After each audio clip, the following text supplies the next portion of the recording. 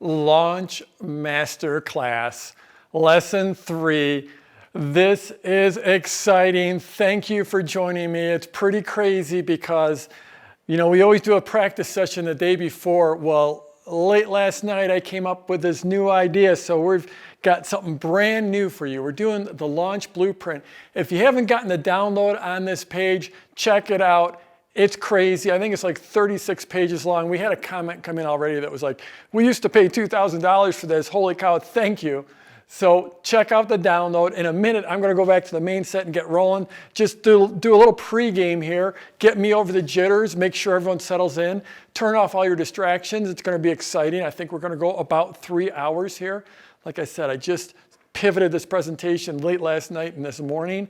So I'm not sure on the timing, but I think it's going to rock your world. I'm super, super excited for this. Thank you wherever you're watching me in the world. I appreciate it. I know we've got people staying up super late and get up super early in the morning. Thank you, thank you, thank you. In fact, since I'm in Colorado here and we're just starting to, summer is sort of on its way out and fall, autumn's on the way in.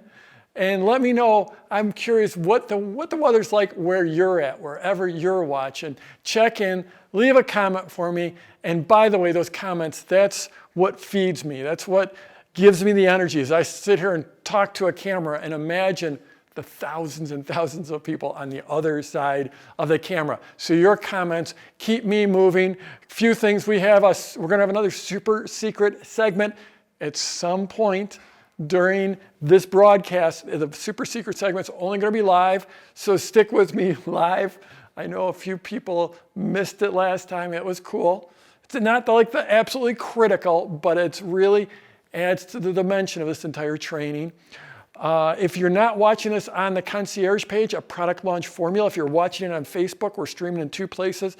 Sometime, in the first third of the presentation, we're going to cut over to the concierge page. So if you're watching on Facebook, just go over there right now. If you just go to productlaunchformula.com, it'll take you to the concierge page. Let me just check to make sure I've got anything else going. Remember to ask questions as we move along, and that's about it. I'm about to head back to the set. Let's get ready to go. If you're ready, if you're here with me, let me know in the comments.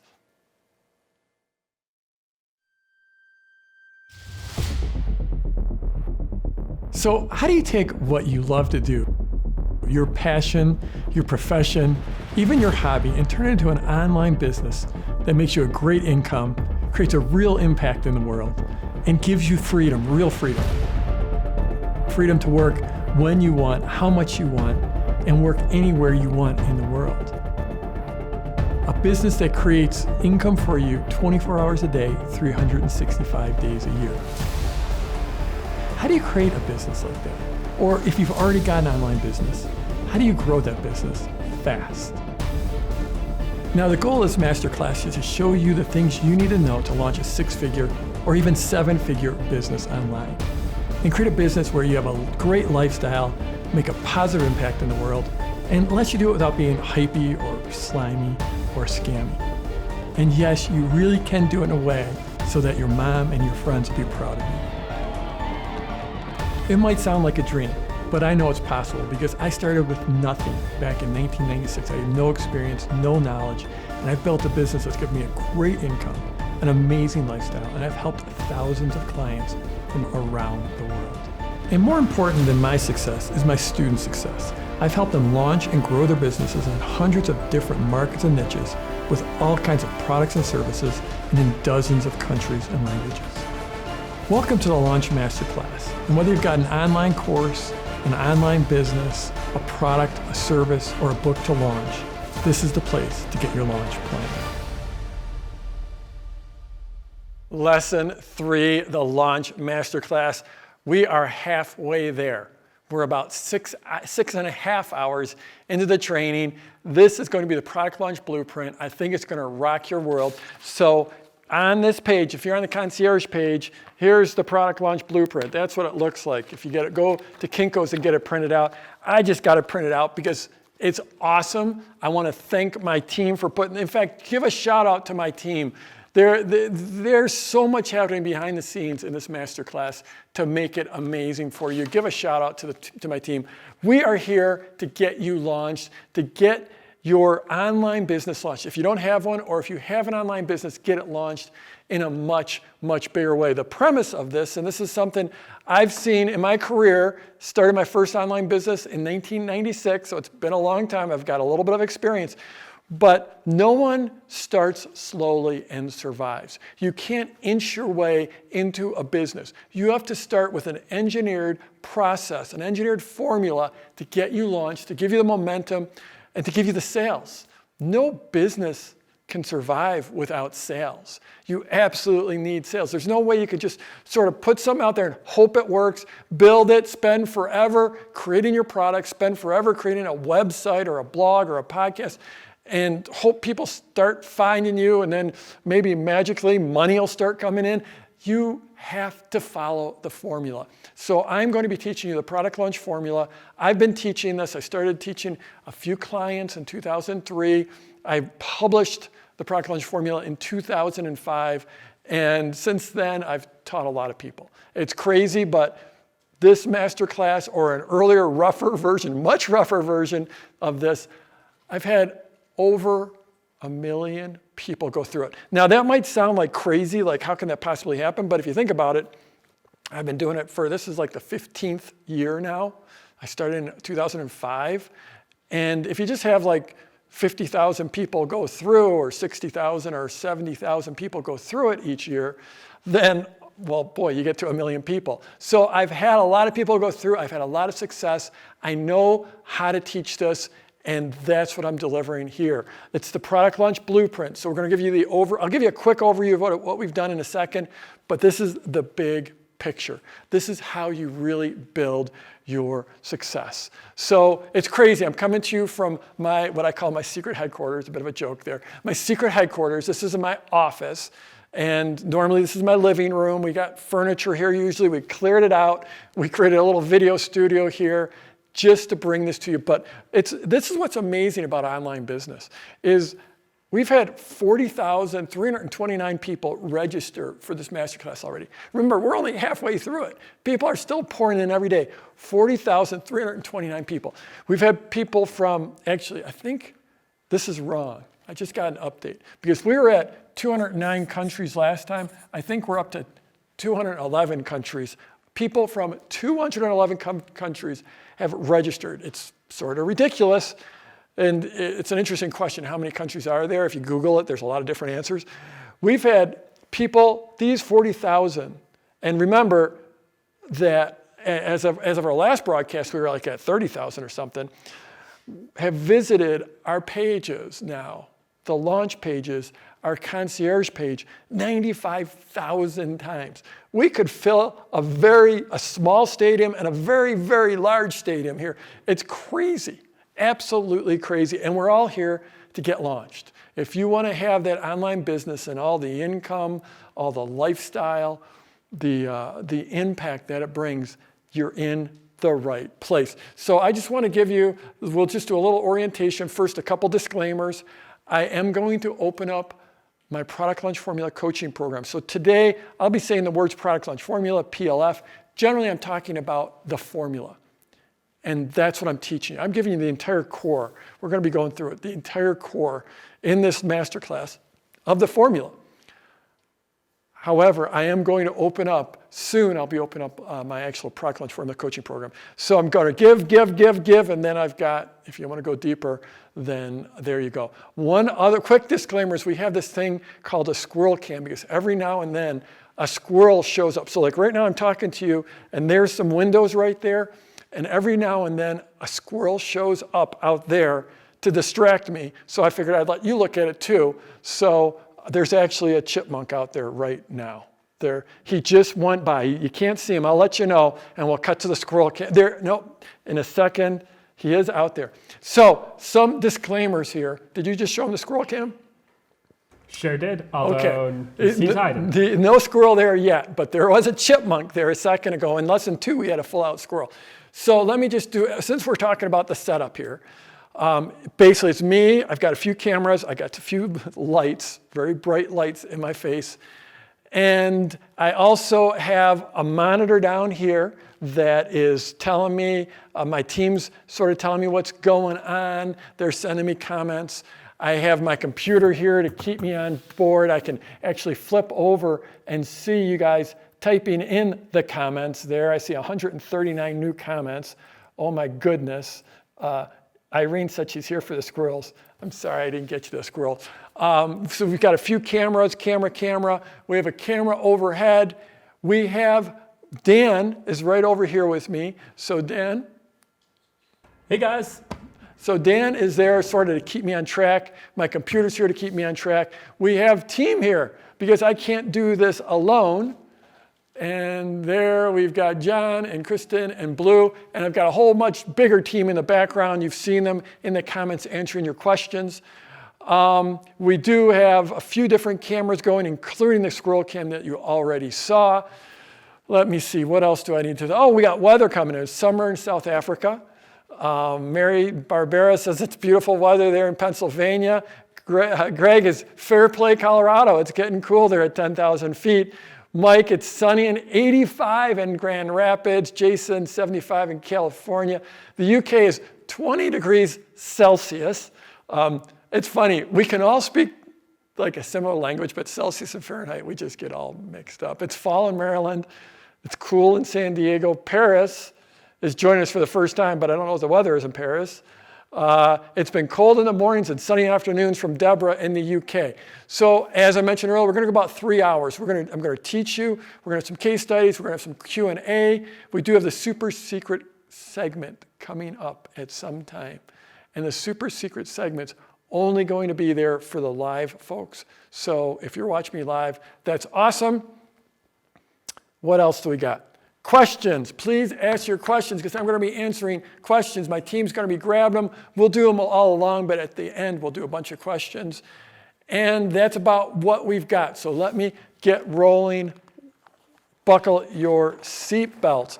So lesson 1, lesson 2, and here I got to underline this since I underlined it over there. A little bit obsessive about stuff like that. So in lesson 1, we talked about the sideways sales letter. And that's where you release 3 pieces of content that leads into that 4th piece that makes the sale. We call this the pre-launch sequence, and this is the open cart sequence. So the open cart, I'm going to be going deep on in lesson 4. So you have seen this. And again, I spent 3 hours teaching this in lesson 1. So I'm not going to spend a lot of time on it. But I covered things like the sideways sales letter, like the PS path, and like the mental triggers. And all of those things layer in throughout here so that you build value, you define the value that you're going to bring, and it naturally leads to the sale. So this is the way you make a sale without being slimy, without feeling scammy, where you actually deliver value. You know, in here, no matter what you're selling, you're making people's lives better. You're either taking away pain or giving more pleasure. And you sort of define that opportunity for their life to change. Then you show truly how their life can transform. Then in here, you get them to take ownership over that transformation and start thinking about ownership of your product. And then here, you actually open up the cart, and that's where you take people to the point of, what you're doing here is you're taking people to the point of decision, to the point of being able to make an informed decision about your product. Now, this is the opposite of what we used to call that long form sales letter, where it's just a forever letter and people just scroll to the bottom to find what the price is. This used to work, it still works at times, but this sideways sales letter is what every top expert, thought leader, influencer uses, at least the ones that are highly paid, the ones that are actually getting out there. So no matter what market you're in, if you really start to think about it, if you scroll back and look at your emails, if you're a guitar player, if you're into meditation, if you're into yoga, if you're into the keto diet, it doesn't matter. If you went back and looked at how the top people are actually selling, they use a sideways sales letter, because I started teaching in 2005. And that whole first generation of leaders back then, they started using it. And then they told people about product launch formula, and it's all flowed out from here. It's not like I invented every piece of marketing ever, but I created this formula, and it's literally changed the online world. Again, I'm not going to go deep here because I went deep on lesson 1. There is a replay available. If you're watching this on our concierge page, after the broadcast, you'll be able to scroll down and see lesson 1 if you're just getting into the masterclass. Lesson 2, I talked about the 3 primary types of launches. So the seed launch is great if you're just starting out. It allows you to actually create that first list, create that first launch before you start charging for it. It allows you to back up, rewind 5 seconds. It allows you to get paid before you actually create the product. It's that simple. You can actually make sales and then you create the product. And the key thing about the seed launch is when you create that product, you'll be co-creating it in the easiest, most fun way possible, co-creating it with the people that bought from you. And when you do that, you end up with a great product because it's tuned to exactly what they need, exactly what they want. So the seed launch is freaking amazing. And it's the way you get started and get started fast. It's the way you create a product easily. And it's the way that you create a great product. And oh, by the way, if you're already in business, already got a nice business, and you're having a hard time making that next product, because sometimes it's like, okay, I'm going to start making that product next week, and then next week, and next week. And it's just easy to procrastinate, at least it is for me. So this is a great way to create a second offer or a third offer. Seed launch is super, super powerful. The internal launch, if you have a current list, if you have a current product, the internal launch that's how you have like your best week ever. Like literally, like if you have a product that's selling and you have a list, then you just will create a new offer around that product, which usually means you create a few extra new bonuses, things people have been asking you for, and then you roll it out with the sideways sales letter. Drop that sideways sales letter into your sales process, create a new sales process, and it's probably going to be the best week you've ever had in your business. My goal for you, not an income claim, not a promise. My goal for you is to make more money in that 1 week than you do in an entire year. It's outlandish to say, it's ridiculous to say. I've done it several times, many times. My clients have done it more than once, more than a few times. So it is possible. The JV launch that's pouring gasoline on a fire. That's like where everyone who's in your market, who's already built a presence, and everyone's an exaggeration, but you get a certain number of people. If right here, if this is, I'm going to make this easy. We got a lot of ground to cover. So instead of drawing rectangles for these pieces of pre-launch content, I'm going to cheat and draw circles. Okay, so say we've got those circles.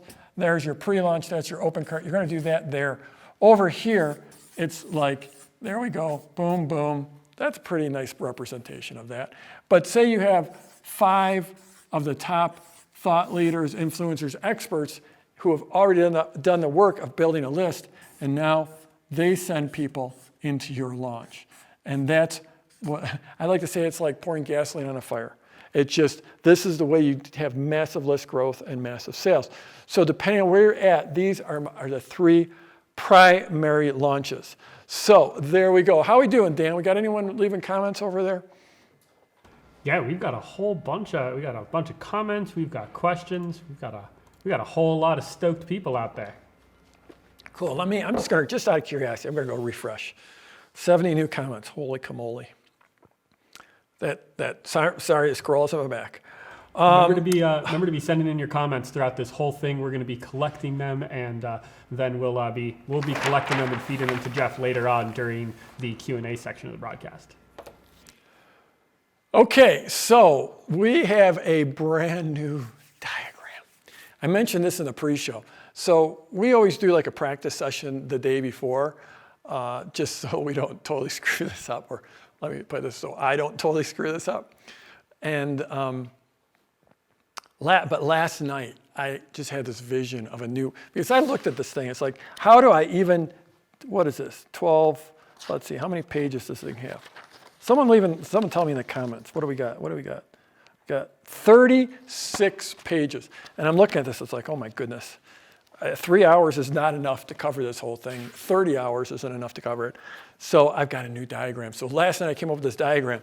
And so today's a bit of a scramble, coming up with a sort of new presentation. So there's a little bit of jazz going on here, a little improvisation, but I'm excited. I'm excited about it. And then of course this morning in my meditation, when I'm supposed to be sitting there like, no thoughts whatsoever, all of a sudden this thought came in for how to tweak it again. So it's gonna be awesome. Timing's a little bit in question. So we already talked, this is a classic sideways sales letter. We talked about the pre-launch and the open cart. Covered this in lesson 1 in depth. This one we're gonna go deep on lesson 4. And this is one where probably the biggest mistakes, when people make mistakes in this process, they happen in here. So lesson 4 is gonna be really important for you to be there on lesson 4. Okay, so this is all about the pre-launch content, the PS path, the triggers. This is all about making the sales. So we have these other 2 things here. Haven't told you about those, have I? It's the pre-pre, or pre-launch, but I like to just say pre-pre. Just sounds cooler. And then the post-launch. And so these are very, very important sequences. So the pre-pre, we'll start with something that I call the shot across the bow. That's actually a very old school naval term. That's like a warning shot. Like if you're in a ship, a warship, and you're chasing down another ship and you want them to stop, you would fire a shot in front of them, a cannon shot in front of them. And that would land in front of them. That was like, it was a warning. It was like, hello, we're here. You might want to slow down. We want to check things out. So we start with the shot across the bow. And really what that's designed to do is it's designed to create awareness in the market that something is coming before you ever actually, before the pre-launch, before you even have pre-launch content, that there's something coming. And the way we do this, another big thing it does is you activate your fans. So I like to think of my world like this. So like there's all those folks that, and I think you should take this on as well. There's all these people out in the world who have never heard of you, okay? There's a great big world out there. There's like 99.999999999% of the people in the world have never heard of me, okay? Those are all these people out here. Then there's the folks who have joined your list, who have come to your website and joined your list and opted in. And they're getting to know you to some extent, right? And then inside of that is this category of people that have bought from you. They've bought from you. They're clients of yours. They're buyers. Or for the folks who were with me, I think that was lesson 1, who I talked about a term I like to use. Go ahead and type that in the comments, and we'll see who remembers the term I like to use for those people who you've had a transaction with, a financial transaction. Then inside there is your group of, these are fans. The people in the inner circle, they really, really love you. And then, like, there's even, if you go, there's like a dot in there, like a super, super, super hyper fans. They think you're absolutely amazing. And what I want to do in the shot across the bow is activate those folks. Like this week, this is a piece of advice I gave Una Duncan. And Una just released her book. She's part of the PLF community. She just released her book in the last, this week. And when we were talking about her book launch, I said, you know, you don't have the biggest list in the world, at least of clients. She's got a great business, but it's not like 1 million people. It's not like 100,000, but you have to take those people, and those people, they could all buy a book and it's still not gonna get in the book bestseller list. But if you activate those people, if you get them to be your champion, if you get them to help you spread the word, that's how you're gonna build a bestseller. So in the pre, I think about how can I activate our list of fans to start talking about us, to start telling people about us. And then also, let's see, how am I going to fit all this in? Conversation, you start a conversation with your people. Again, it's more the inner circle people, but in that process, you start to learn about the copy, especially if you're early on in your journey. And when I say copy, that's the actual words you say and write. So if you're out there promoting whatever you're promoting, if you're promoting a guitar product or a ketogenic diet or meditation or carving wooden dolls or knitting or whatever, there's going to be certain phrases and certain words that really resonate with people. And you might or might not know them. And often as we get more advanced in a market, we forget about the phrases beginners use. So in this conversation, and what I mean is you get people writing back to you. You get them writing back to your emails, writing back to your videos. Often we'll use a survey in this process. And in that conversation, the stuff they're telling you, often they'll give you copy, like the exact words that you end up putting into your PLC. It's just amazing. And then you do this thing that I call circle the offer. And which is really it's a fancy word for saying refine your offer. Because as you get, and not just the offer, but even your pre-launch, you're starting to get closer and closer to what people want, to understanding what they want, and then delivering it what they want over here.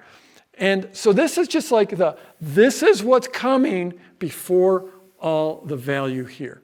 And it's, I was thinking about this and think, like Hollywood, they do a really good job with launches. And if you think about it, actually, I'll talk about that in just a second once we get to the post-launch. Remind me, you know what I'm talking about, Dan. Remind me if I forget about that. So that's the pre-pre, and that sets up your pre-launch. Sound good? Remember, type in your questions. I'll be getting to them.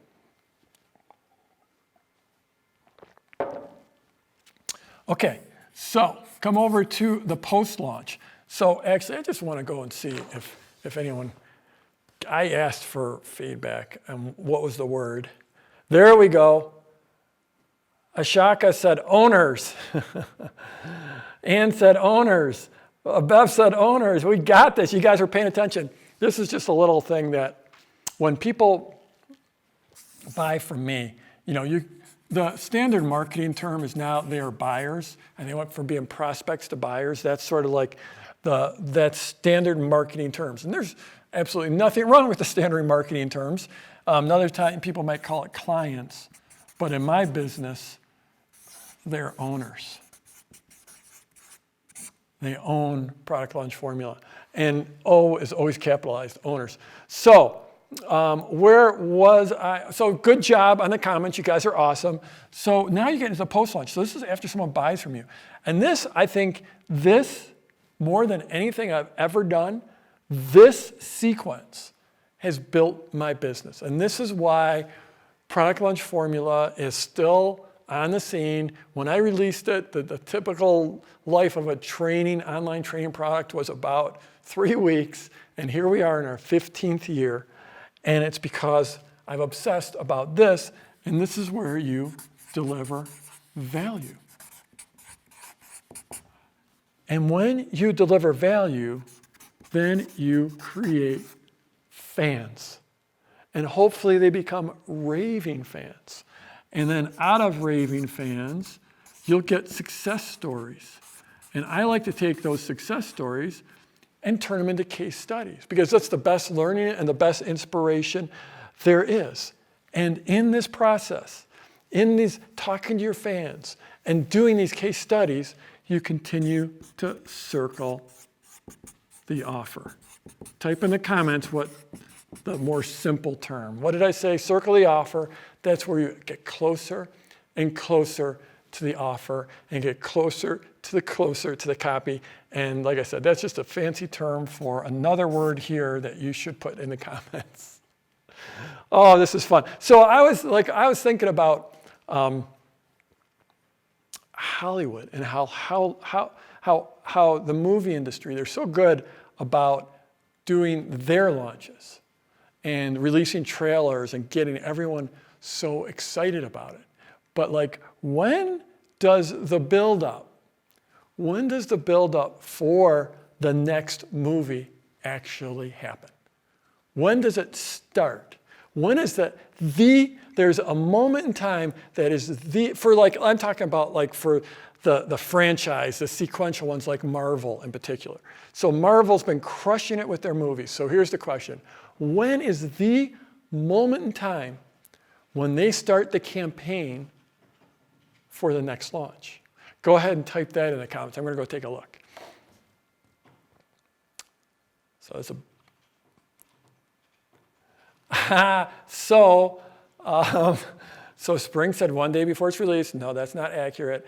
Here we go. JT got it, and Melissa got it. It's like, so the movie ends, and there's all those credits, and then the screen goes dark in a Marvel movie, and all of a sudden, boom, up pops a final scene. After 90% of the people have left the theater, and boom, all of a sudden, Thanos pops up. You thought the universe had been saved, right? You thought the Guardians of the Galaxies, they just, like, against all odds, and I love that movie, by the way, against all odds, they saved the universe. This group of misfits, that's the way I think of our community, a group of misfits that saved the universe. That's why I love that movie. So you think like, the universe is saved.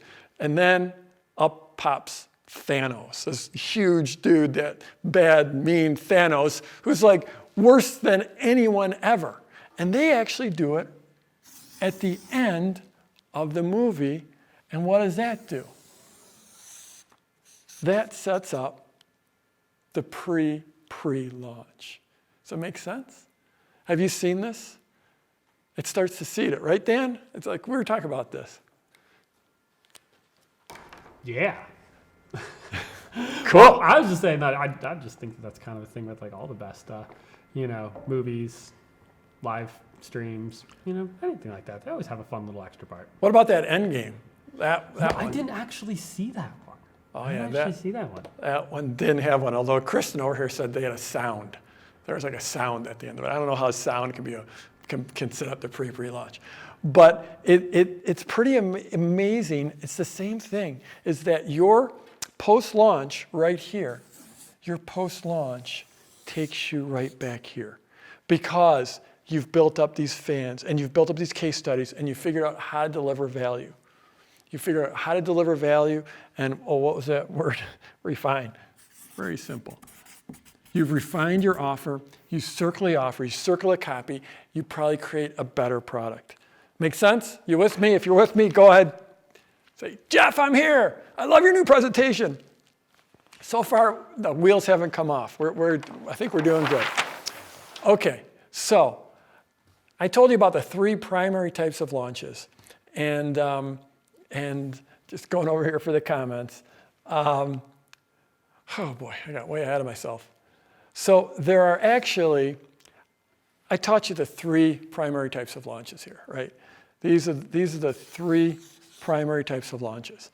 But there's actually 8 others that we've developed, we go into.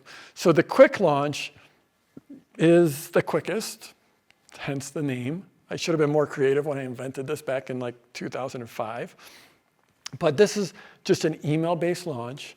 It's usually 4 emails. I created this. It's one of those things that, like, I got a really big tax bill, and I needed, because my business was starting to grow, and I had a big tax bill, and I had to pay the tax bill, so I sort of invented this out of thin air, and since we've refined it, and we've done it over and over. I can't remember which of the case studies where, I can't remember. One of the case studies I already showed you, they did a quick launch, worked very, very well. It's just a purely email-based. It's, you do need a list, and you need an offer. And if you have those 2 things, this is a quick way to bring in a lot of money. Hyperseed launch, and that's basically like the seed launch, but you're using other experts to deliver the content. And this one can actually build your list. So if you have, your seed launch with just two pieces of content, go back to lesson 2 and you can hear about that. But this is almost like, say you had, 5 experts. When you did your 5 calls here as part of your product delivery, remember I showed you how that worked, went like this in lesson 2. Those folks actually become the people that are delivering content within there. It's really cool, and it can be actually a great way to build a list. The relaunch it's basically you take that sideways sales letter, the same one, and you use it over again. You could do it just a few months later if you've built up some new leads, or you could do it 6 or 9 months later to the same leads, because some of them will be in a different place and some of them will be ready to buy at that point. Sparta is an amazing launch that has come out of our community. It's actually one that was developed within our community. And the Sparta launch is the way you sell very, very high-end experiences, very high-end retreats or workshops, often in nice places. So like if you ever wanted to go to Tuscany, you could host a retreat in Tuscany and charge people a ton of money. Like this is usually some of the highest end offers. Generally, Spartas go from $10,000 to $20,000 or $25,000, where you're doing it with just a small group of people. It seems, I know a lot of folks, there's just no possible way that would work in my market or I could ever ask for that kind of money, but the Sparta gives you a very easy way to do it. This is also an email-based launch. It tends to be a very simple launch, but very powerful. One of the first people that ever did a Sparta was Will Hamilton. And Will Hamilton teaches people about tennis. And his website is called Fuzzy Yellow Balls. So just pure tennis instruction. And he tried a Sparta, and normally like a lesson costs, I think a tennis lesson cost, back at that time, $30 or $40. I think now it's $50 or $60 or $70. But that's what a tennis lesson costs. And he thought, there's no way people are going to pay me $10,000 for a weekend of tennis instruction. Well, he put together the Sparta offer, and the offer, there's an important part to the offer. And he did this, and when he did it, it sold out almost instantly. And the crazy thing is that everyone's got a different frame on money. And that's why there will be people in your market that will pay a lot more for the experience. So they paid to come in to sort of hang around this what do they call it? A tournament, a tennis tournament. Boom, there's my great forehand, like my forehand, backhand, forehand.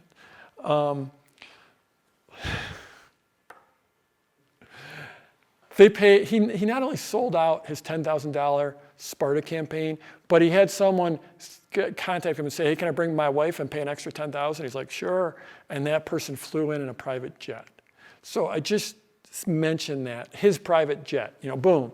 So $10,000 was nothing to him. And we all have those people in our lists. And that's why the Sparta works so really well. The live launch is when you actually deliver your pre-launch content via a live stream or a live broadcast. This is new in the last few years. Affiliate launch, this is different from the JV launch. So the JV launch is where other people are promoting you and they're telling people about your launch. The affiliate launch is the opposite, when you're selling someone else's product as an affiliate. So being an affiliate marketer or selling someone else's product, it's a great revenue stream. It's not a good business. It's a great revenue stream. And I tell you that as someone who's literally had millions of dollars of commissions from promotions, from promoting other people's stuff. The problem when you promote other people's stuff is that there's 1,000 other people promoting those products as well. So how do you stand out? You do a PLF launch as an affiliate. This is the way you become a super affiliate.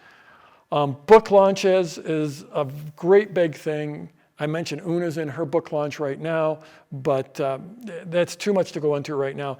Evergreen launch, but no, it's out there and it exists and it's a real thing. And if you have a book and you want to get it out there, whether it's fiction or nonfiction, you need to do a launch. And I mentioned earlier about Una and about this idea like you can't just hope a product, put a book out there and hope it sells. The way a book becomes a bestseller is by being a great book and having people talk about it, and word of mouth. But to get that initial thing out there, to get the initial group of sales, so those people can start talking about you, that's where you have to do a book launch.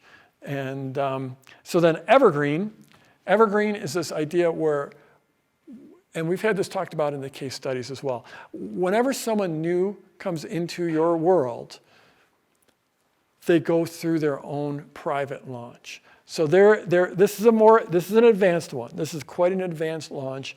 There's technology involved. This one always generates a lot of questions. What this does, it basically creates sales all year long. Because as new people join your list, they go through their own launch. Again, this is a very advanced one. It's not going to be your first launch or your second launch or your third launch, but it's super powerful and it's a long-term play. Okay, jumping right ahead.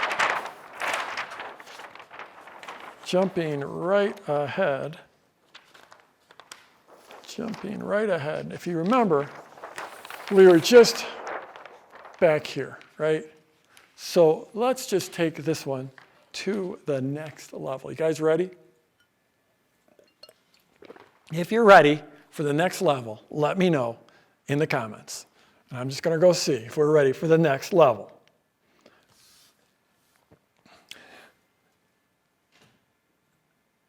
Amanda said, did you skip the live launch? No, I didn't. Basically, the live launch is where you deliver it's the sideways sales letter. It's the standard sideways sales letter, but you deliver it as live broadcasts instead of as video or email or podcast or blog posts. It's all done live. And full disclosure, we're in a live launch right now. I'm doing a live launch. This is my PLC. This is a live broadcast, and I'm doing a launch right now. Okay, let's see if we're ready for the next level. Okay, so here we had this 4 sequences, right? Here we go. Boom. I'm just going to take a moment and let you catch your breath after seeing that. Have you guys recovered yet from the awesomeness of this display here? Okay, so here we've got our 4 sequences: pre-launch, open cart, post-launch. And so depending on where you're at, this journey is going to be different. Now let's just call this up here. I like to call this the launch journey.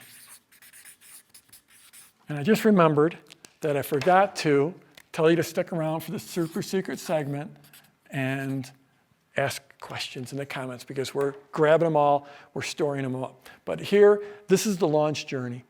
So everyone starts in a different place because they come in to this world with a different set of assets, different set of skills. But that word assets is one that I like to use, because in business, our success depends on continuing to build the assets in our business. And if you start out like I was, and you just had absolutely nothing going on, and all I had was I could think of 17 people that had an email address that I could send an email to about my newsletter, that was all I had. And so if you're just starting out there, then you have one set of assets, and there wasn't much there. But this is the first thing we do in the Product Launch Formula Coaching Program, is we do this asset identification, because almost all of us have more assets than we think. One of the assets that I had that I couldn't think of at first because my brain wasn't evolved enough, frankly, at that point. I had a huge amount of knowledge about the stock market because I've been obsessively studying it. I wasn't a stockbroker or anything like that, but I've been studying it. So I had all this built up knowledge. I also knew someone who I could partner with who could be my sort of subject matter expert. And I also knew someone that worked in the financial industry that could give me advice on publishing within the financial industry. So I did have some assets, and it took me a while to figure out that I had those assets. So this process of building a business is the process of building your assets.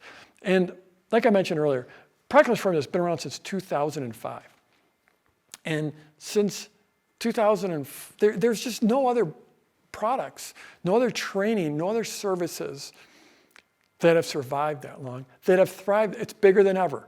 The PLF world, in every measure, is bigger than it's ever been. I have a bigger reach on my email list. We bring in more sales. I have more clients having bigger success. Our events are bigger than every measure. We're bigger now than we've ever been. So why is that? It's because I've always focused on really building a business. And having my clients really build a business. So it's about this journey. And so everyone starts at a different place. But if you're like me and you were starting out with absolutely nothing, that was me. I started out with absolutely nothing. I didn't even know what market I was going to be in. And I lay awake night after night after night trying to figure out what I was going to do. And finally, I figured out I would start publishing about the stock market. But maybe you're right there and you're trying to figure out what your niche is. So you're starting here, and we build that training right into Product Launch Formula, into the coaching program, is helping you identify your assets and helping you find your niche if you don't already have it, if you're just starting where I was from complete zero.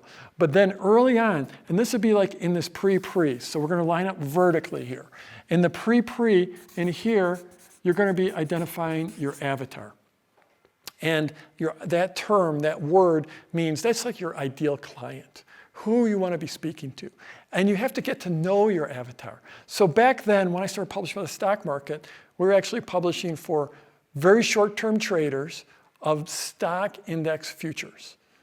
Actually, it was day traders of stock index futures. So this was back in 1996, and probably the sum total of people in the entire world that were day trading stock index futures was, probably a few thousand people. It became a much bigger thing later on, but in the mid-90s, it was a tiny niche of a niche of a niche of a niche of a niche. It wasn't the stock market. It wasn't just traders. It wasn't, so big stock market, big market. Then traders is another market. Then index traders is another market. Then options traders is another market. Then futures traders is it's just tiny little niche. So I had to figure out who my avatar was, what was important to them, what were their hopes, dreams, fears, frustrations, what kept them up at night, what was their ultimate dream, and you really get to know your avatar, and that's really part of your pre. And then you start building your list. You're going to start building your list. And really here, if you're just starting out, you're in seed launch land. You're in seed launch land. And you start to build out your list. And then you start to figure out what your offer is because of that conversation. You're in a conversation with your people. And then, we're going to go to green for this one, you bring in your first sales. You get your first owners. Here we are with owners. And then you get into so here, open cart, you make sales, you get owners. Here, your pre-launch, your list and offer. And what do you do here? You deliver value. You deliver value, deliver value, deliver value. And if you're doing the seed launch, it's super, super easy because of the interactive process. You just have to stay present with it and keep on working with them, and you will it's not hard. It's super, super easy using that seed launch because of how interactive it is. Then, you're delivering that value, you're going to create fans. And so here we are in these sequences. But again, we talked about this. When does Marvel start their pre-launch? Right at the end of the movie, okay? So here, you're starting your pre here. This is the start. So you're going through your launch. You're going through your sequences. And now you're just working with people. You're helping people. You're developing fans. Maybe you even get some case studies. And then, because you've got fans, because you're talking to them, because you're starting to get word of mouth, you're starting to build your list. And all this is happening when you're no longer in the launch. You've gone through these 4 sequences, but this sequence carries you all the way back over here. Now remember, what did I call it? You're circling. You're circling the offer, because the next time around, your offer is going to change. You had your offer here, and that was your best guess. But once you got in here and really started rubbing elbows with people and found out what they really needed and started working with them, found out what they really need, your offer is probably going to change. Your product might actually change. It might get a little more refined, a little bit better. And you're circling your copy. So it's so critical. This is how you build a business. I know I got you in here telling I was going to help you launch a course or a membership site or a product or something like that, but I'm showing you how to really build a business. And it's right here and working with people. And right here, this is what the AC, what I'm calling the asset corner. It's also the acceleration corner. This is like in a car race, when you come out of a corner, those cars just accelerate out of the corners. This is your acceleration corner because you've got case studies and you've got fans. And because you're getting better with your copy and your offer and your product. Quick drink of water here. Asset corner, acceleration corner, which... Sorry, just jumping in really quick just to say we are about to cut off the Facebook. Sorry about that. I hit the wrong button. Just jumping in here to say that we are about to cut off the Facebook Live feed here. So if you are watching in the Facebook Live feed, there's going to be a link posted in there by our team to head over to the concierge page. That's where the action's really happening. That's where you can type in questions, comments. Jeff can see them. We can get your questions to him. And that's the place to be. So click that link. We're about to cut that feed off. Awesome. Okay. Get over to the concierge page. That's where I can see your comments. You can see me checking your comments here. So you come around the acceleration corner and you are accelerating. So you're starting over again. Or maybe you've already got a business. You've already got a list. You've got a product. You would maybe start off up here, and we're in internal launch land now. You've built up all these assets. You've learned how to talk to your market. You've got owners. You've built value. You've built a product. You've built fans. You got case studies. Now you're accelerating into the internal, okay? Except for this time, you really know your avatar already. You'll never finish getting better at talking to your avatar. But you've got a bigger list. I'm just going to put list, and I'm going to put an arrow there. You've got a bigger list at this point. You've got a better offer at this point. If nothing else, because you added case studies. Okay? And what happens during the internal launch is instead of $1 sign, you get $2 signs. We usually see a great big jump up once you go to the internal. If you've already gone through that process and you've built these assets and you've accelerated through the corner back into pre-pre. You see that? It's not just like you're accelerating, but you're accelerating to pre-pre. How much cooler is pre-pre the second time around when, remember those concentric rings I drew, right? We drew those concentric rings. Well, at the beginning, everyone was out here. No one knew about you. But as you've gone through this process, you've started to build up those fans. And now this pre-pre has got some serious power behind it. So you make more sales. Of course, that means you've got more owners. You've built more value. And there's something else that's really important in here that starts to happen. And I'm going to call it, or I'm going to put it right here. And it's called positioning. And really, your positioning starts like right here with your very first launch, once you start publishing your pre-launch. But once you get in here, and you're starting to be seen as an expert because you're publishing, you're putting out great content. And once you start to get that positioning, and what positioning means is people see you as a leader. People see you as an expert. People see you as an influencer. And once you start to get that positioning, then, here we go. Then that's how you start to attract JV partners. So there were a bunch of questions in lesson 2 about joint venture partners, about affiliate partners, about those relationships. But right here, the best way to get them is to attract them. And the best way to attract them is in your internal launch to do a good pre-launch right in here and do a launch and actually make sales here. Because those partners, one of the things they care about is that you have an offer that actually converts. So it's an important point. I don't want that to fly by too quick. So this is the deal, is why do people want to promote you? They want to promote you because you're building great value and they trust you. They can see that you've got a good business. But at the end of the day, they're going to be interested in how your offer converts because they're mailing for you in large part to make affiliate commissions. And when your offer converts, they make a lot of commissions. So the best way to get partners is to attract partners. And the best way to do that is to follow this process. Okay, so you're coming out of here. So let's say you've got some partners in here. You've got even more fans because you've sold more. You've got more case studies because you've sold more. Your list is growing. We heard that from Amanda and Jonathan in the case study.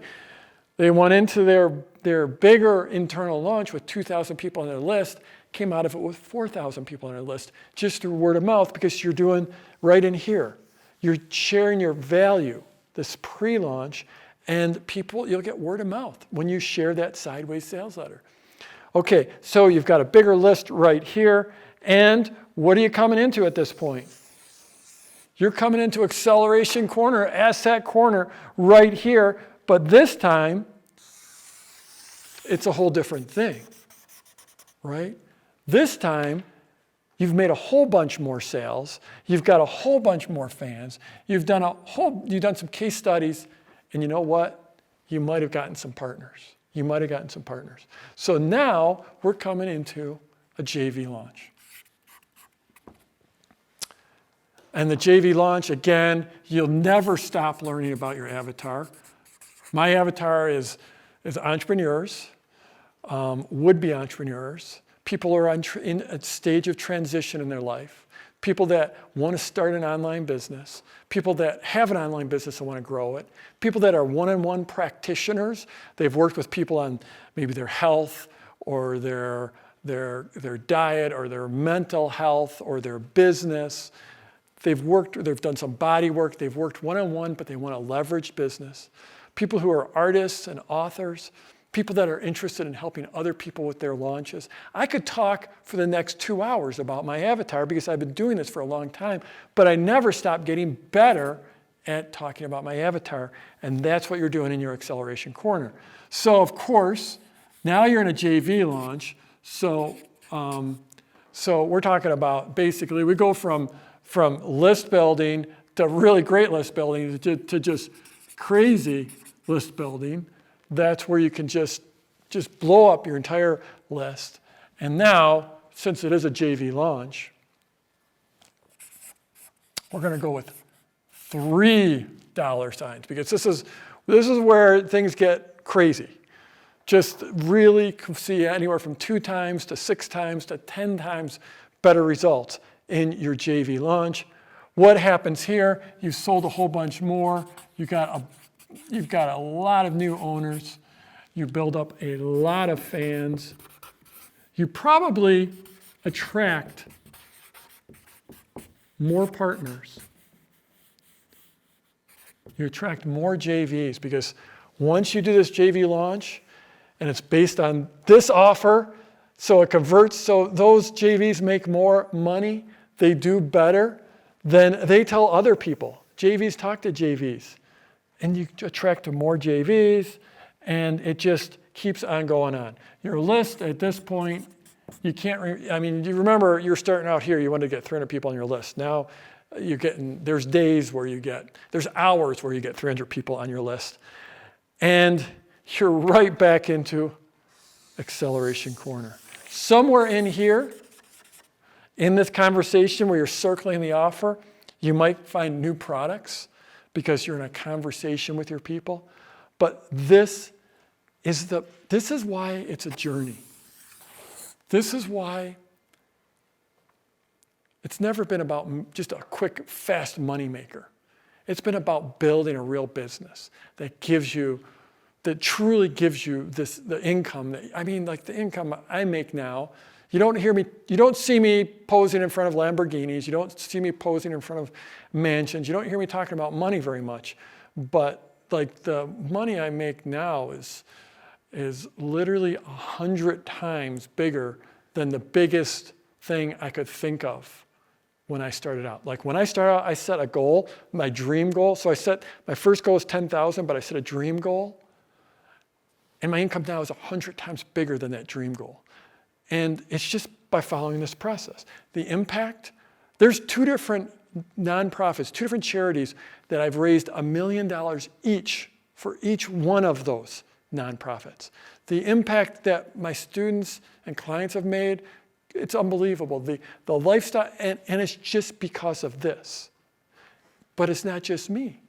It's my students have done this, and they keep on doing it. So I know, what do you guys think? New presentation, new map.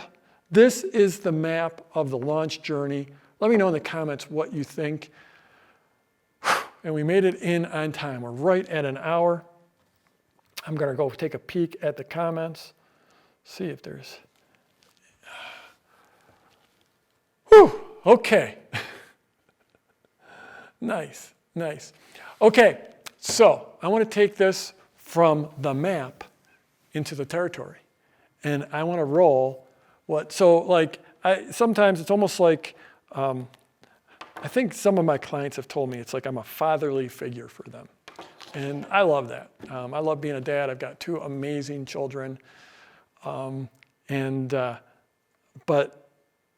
I think of all these case studies we have for you. And it's like I'm a parent and I can't have favorites. So I'm not going to say this next one's my favorite, but I absolutely love this case study. So let's go from the map into the territory with Ann.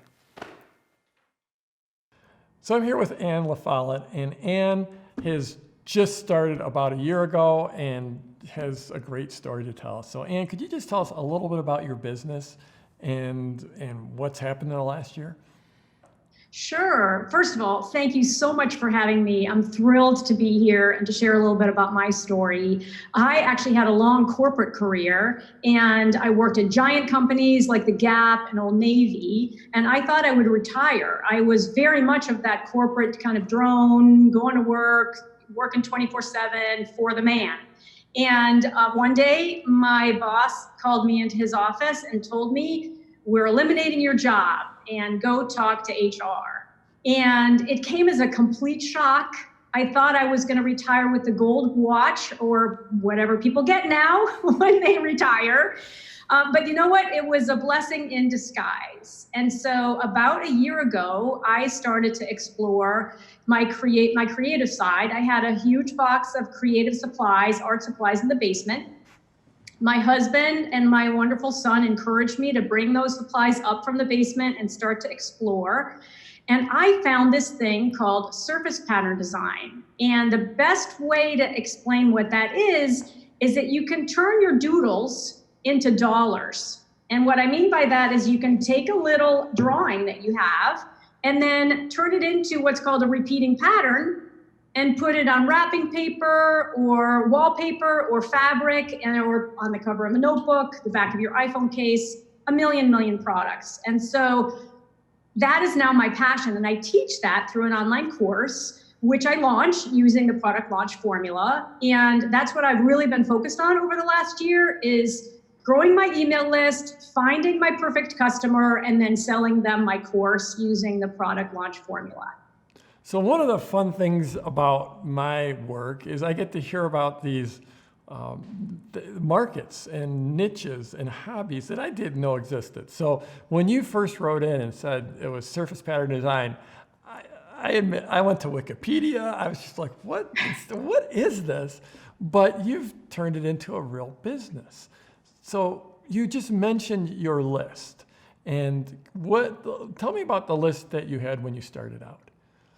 So when I started in about April of last year, I had 25 people on my email list. And I have to tell you, Jeff, that 3 of those people were me, because I had 3 different email addresses at the time, including my old corporate email address. And then I had at least, 10 family members. So I think I really only had people that I didn't sort of know, maybe 3 to 5 people that I didn't even know. And so I definitely felt like, oh my gosh, I have no list. How am I even going to get started? And I just, right now, I can't even believe I'm going to say this, but I have 10,000 people on my email list, and it's about a year and a half later. And so if I can go from having 25 people on my email list to having, a year and a half later, having 10,000, clearly anyone can do it if you kind of follow a formula and make sure that you are, finding the right people and talking to those people as best you can. And I do that through my weekly blog. Wow, well done.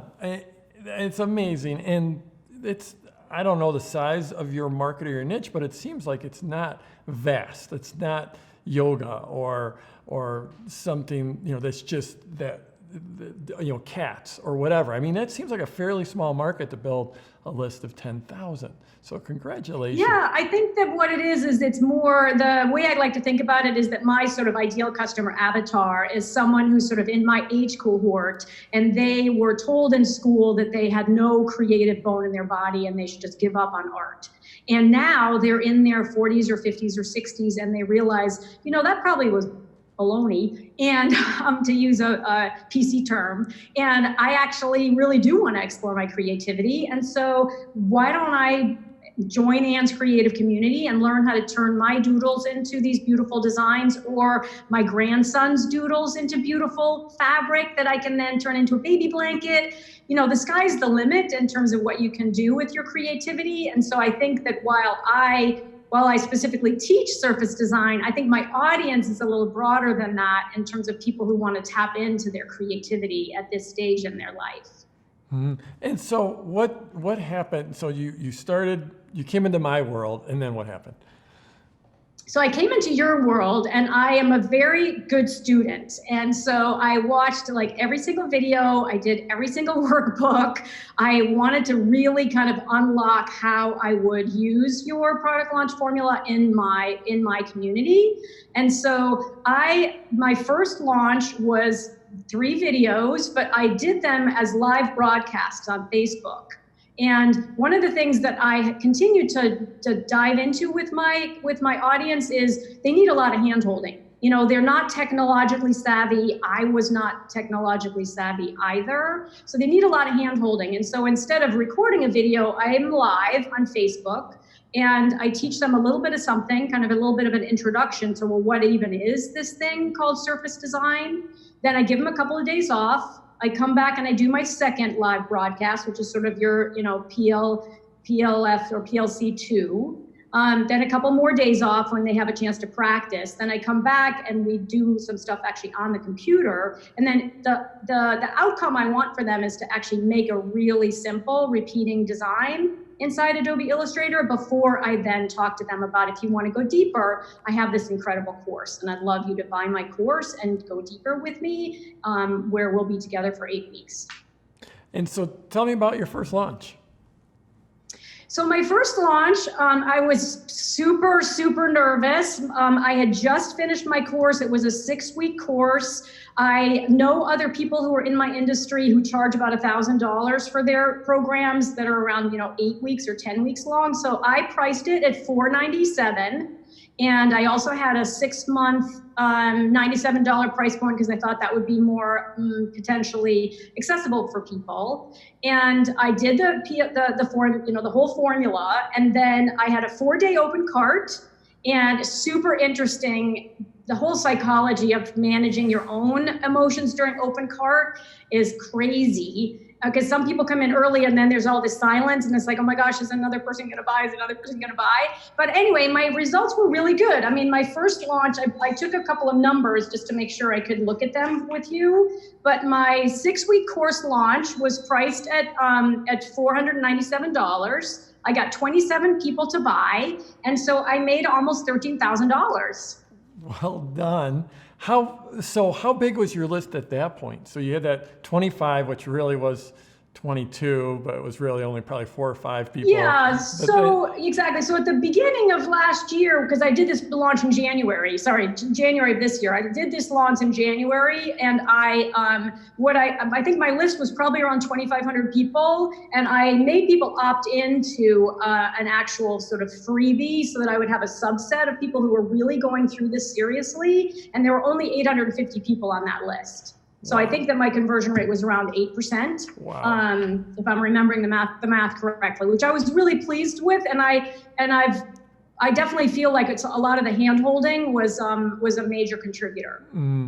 So what I like about you, Ann, is you just like you said, you're a student. I'm going to study this. I'm just going to move forward. I'm not technical. I'm going to figure it out. What was it like doing those live broadcasts? What's it like being on camera? You know, you're like me, you didn't grow up being on video and on camera your entire life. So what was For sure. I mean, I think that one of the things that you recommend is you have to practice a lot, right? So what I had been doing as I was building my business last year was coming on Facebook once a week. I write a blog and then I talk about it on Facebook. And so, you know, nobody would show up. But I would still be talking to the green dot, and I would be getting comfortable with like, okay, how organized do I need to be? Am I looking at notes? Am I not looking at notes? And I basically broke myself in, for lack of a better description, in terms of getting comfortable on camera. And then, then somebody would show up. And the first couple of people who showed up were relatives, which was so sweet of them. And so one of my cousins in Indianapolis comes on still like every week on Wednesday when I'm live on Facebook. She's the sweetest of ever. And but that's how I basically got comfortable on camera. It was like, okay, I just have to do it every single week. And so I had done it probably for about 6 months every week before I did my PLCs. Nice. And so that first launched approximately $13,000. And then what happened after that? Walk me forward, because this is all just happening. You got It's all just happening. Yes, it's all very, very much just happening. So I just launched again in May. So I wanted to make sure I gave my community a nice long breather. I didn't want to be sort of inundating them with salesy emails. I'm always a little bit nervous about just, how you make that transition from giving a ton of free value, but then also asking for the sale. So I wanted to give them a nice long break, and I decided that May would be a good time frame because then it would lead kind of into the summer. So I got fantastic feedback from the first group of students, right? So I had about 27 students in that first cohort, and they gave me amazing feedback. They said the course is too short. You got to make it 8 weeks because it's like drinking from a fire hose. You gotta do some simplification and also make it a little longer. So I did that, and I increased the price to $997, which was a really, really big deal for me because one of my mentors in this space, who I absolutely adore, whose name is Bonnie Christine, she has an 8-week course that she charges $997 for. And so I just felt like I had to respect myself and the work that I put into this course and say, okay, I'm going to be in that same cohort. So I did that in May, and I made $42,000. Jeff, I made $42,000. I got 50 people, which was my goal. I had set a goal that I wanted to basically almost double the number of students, and so I got 50 people in, and I did provide a couple of discounts here and there. I'm sort of learning about when people from Canada or Australia are complaining about the exchange rate. It's like, ooh, I felt bad about it, so I gave them some discounts. But in any event, at the end of the day, I got 50 people, $42,000, and my rate, my conversion was still around 4.5%. It was at a much higher price point. It's about 4.5%, which I was really, really happy with. And so my goal for this year was to hit $100,000, and I am on track to do that because I'm going to have one more launch before the end of the year. Wow. What does it feel like to basically step out of that corporate world and have no experience, not be super technical? I'm guessing you're probably in your corporate career, you weren't a salesperson. You don't strike me as like a super slick salesperson. What does it feel like to just all of a sudden be able to create this, and in their first full year in business, you're closing in $100,000? it's like I am a different person. I am filled with such incredible joy and with such incredible sense of empowerment. And it's been transformative with my whole family. I mean, my husband sees a different me, my son sees a different me, my parents and my family. I mean, I wake up in the morning and I cannot wait to do whatever the next thing is I need to do. First of all, I love teaching.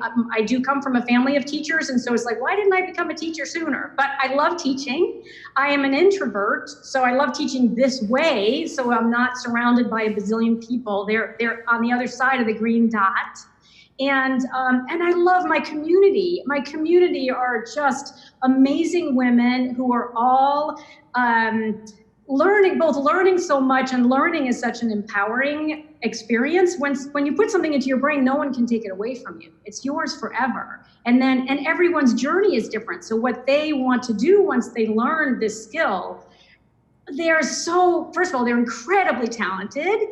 And so that is so incredibly inspiring. And they are all doing something different, and there's room for all of us. There's just room for all of us, even though this is a really niche-y space. So it's transformative, and it fills me with joy every single day. I just feel so incredibly blessed that this is my baby now. This is my baby, and no one can take this baby away from me. And I love every minute of it, even when I'm messed up with a Facebook ad, or even if it's like something is not connecting properly on my website. It's like, you know what, I can figure it out. I can figure it out, and if I just slow down and take it, baby steps, and keep learning, I am going to do just fine. I just love it. I love your approach, your energy. And so one of the things you said when we first started is your husband and your son encouraged you to take those art supplies up, take them from the basement and bring them upstairs and bring them out to the world, is what I heard. So if someone's watching this and they've got that art kit down in the basement, or it could be a guitar kit, or it could be whatever, and they've got some work that they could get out into the world, and they're looking at this possibility. Since it's just been a year for you, what would you say to them? What would you say to them? So I think that what I would say to them is my particular tagline is, it's never too late to create. And what I would say to them is, baby steps, my friend. Break it down into small steps so that it doesn't feel so overwhelming. And then I would also say you gotta do it so that you're learning. If you are holding yourself back because you're afraid to take those first steps, the first steps are going to help you learn what the next steps are. And I feel like that was what I definitely tapped into perseverance, for sure. Perseverance was a very, very important part of kind of me continuing to move forward. And I would want to have everyone who's listening really embrace that there is work involved, and you have to be willing to do that work. But if you persevere and you have this you embrace the learning journey, it is going to be transformational. And it's never too late to get started. It's never too late to create. If you're in the creative space, it's never too late to do whatever it is that you want to do.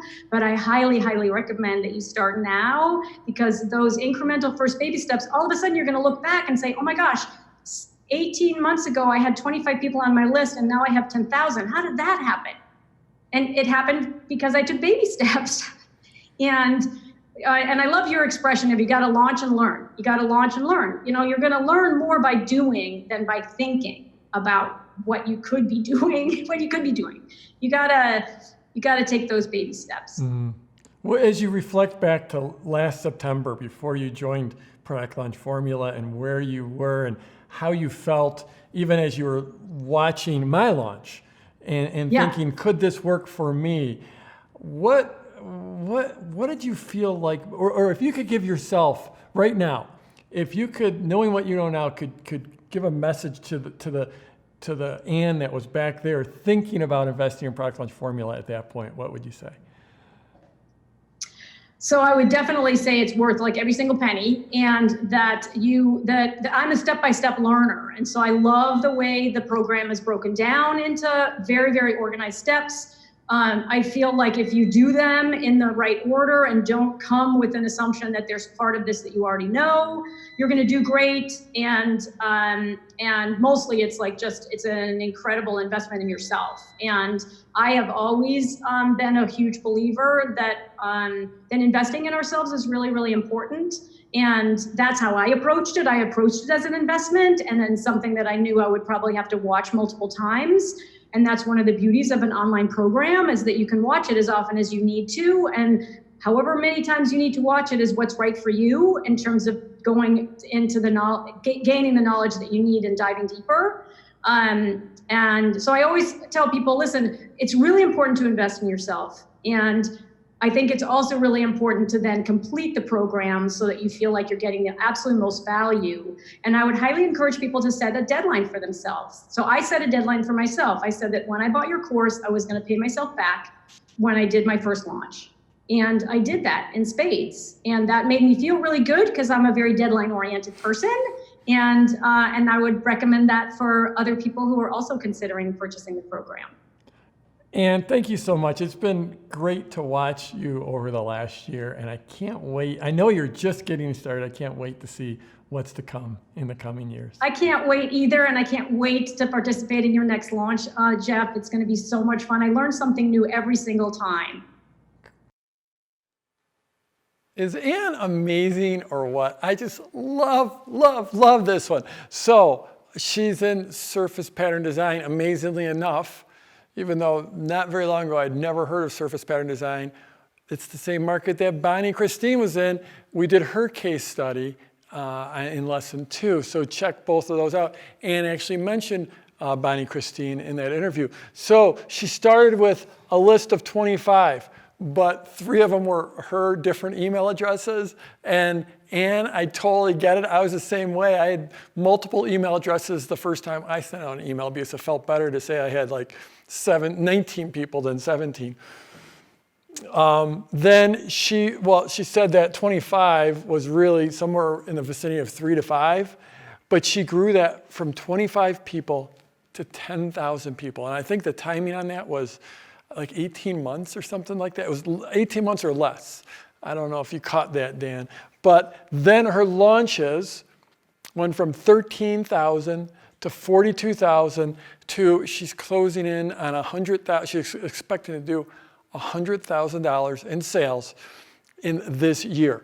Again, she joined Product Launch Formula 1 year ago, September of 2018. She's expecting to hit $100,000. That's amazing. It's incredible. I love how she said she did hers via live broadcast, and she said there's no one showed up for the first, I don't know how many, but there were 0 people. So that's how you get over your fear of the camera. Because there's a lot of people like Ann, like me, who didn't grow up on video all the time. You know, right now we're all walking around the video camera.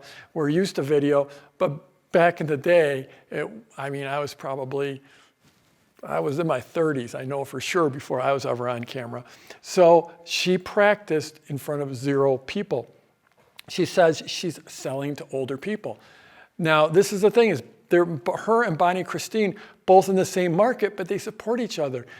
Bonnie's 30 and 60. Different markets, different demographics. So they sell to different people. She sells to older people. So remember when earlier I was talking about niche of a niche of a niche of a niche? Well, she's not just in surface pattern design, but she's mostly focused on folks that are older. She says her market is not savvy. They're not tech savvy, but that's okay. And I just loved at the end where she just said, I am just a different person now. This is my baby. I created this. I was in corporate and they just sent me a check and I was just sort of a number and whatever, but this is my baby. This is my creation. Absolutely amazing. And I love waking up. That's what I answer. I love waking up. What a great case study. Absolutely love that. And I've got one more. That this one you're going to love. It's especially, this is someone who's selling physical products, who also went from, and is mission driven, and this mission drove those physical products, But then it actually ended up driving an information product to share their word even further. So let's go ahead and roll with Blaine Hitzfield. So I'm here with Blaine Hitzfield, and a lot of times people wonder if PLF works for physical products, and I think we've got the answer for you here. Blaine, welcome to this call. I really appreciate you joining us. And could you just tell us a little bit about your business? Yes. Yep. No, I'm happy to be here and join you here, Jeff. So I grew up on a farm. I'm a farmer, and we direct market the products that we produce here in our farm to consumers. We make home deliveries to their homes, and so it's a real farm to fork food experience here. I farm with my other 6 other brothers, so that's the name of the company, 7 Sons. It's a family business here, and I came across your material, Jeff, through a mutual friend, and I didn't expect what would happen after we applied what we learned. So cool. So could you just talk a little bit about because you're not just like a regular farm, you do some really cool stuff. So exactly, we're super passionate about what we're doing here. So on our farm, we're in Northeast Indiana. So if you were to drive, we're flyover country, if you were to drive out here, all you would see is corn and soybeans out here in this area.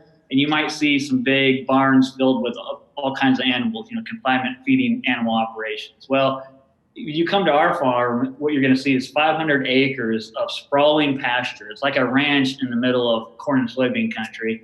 And we've, come to our farm, there's 7,000 chickens out on the pasture. I mean, just sprawling out on the pasture.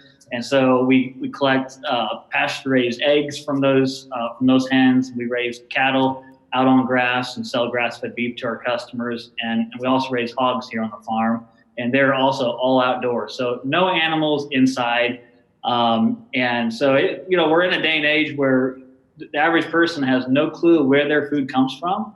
And we're basically bridging that gap, telling the story of what we do to our customers, being transparent about what we do. And we've got a lot of happy customers. And like I say, very passionate about what we do, connecting people to their food source. That's in giving them confidence in what they're eating. That's really what we're in the business of doing, is giving people confidence back with what they eat. So very cool.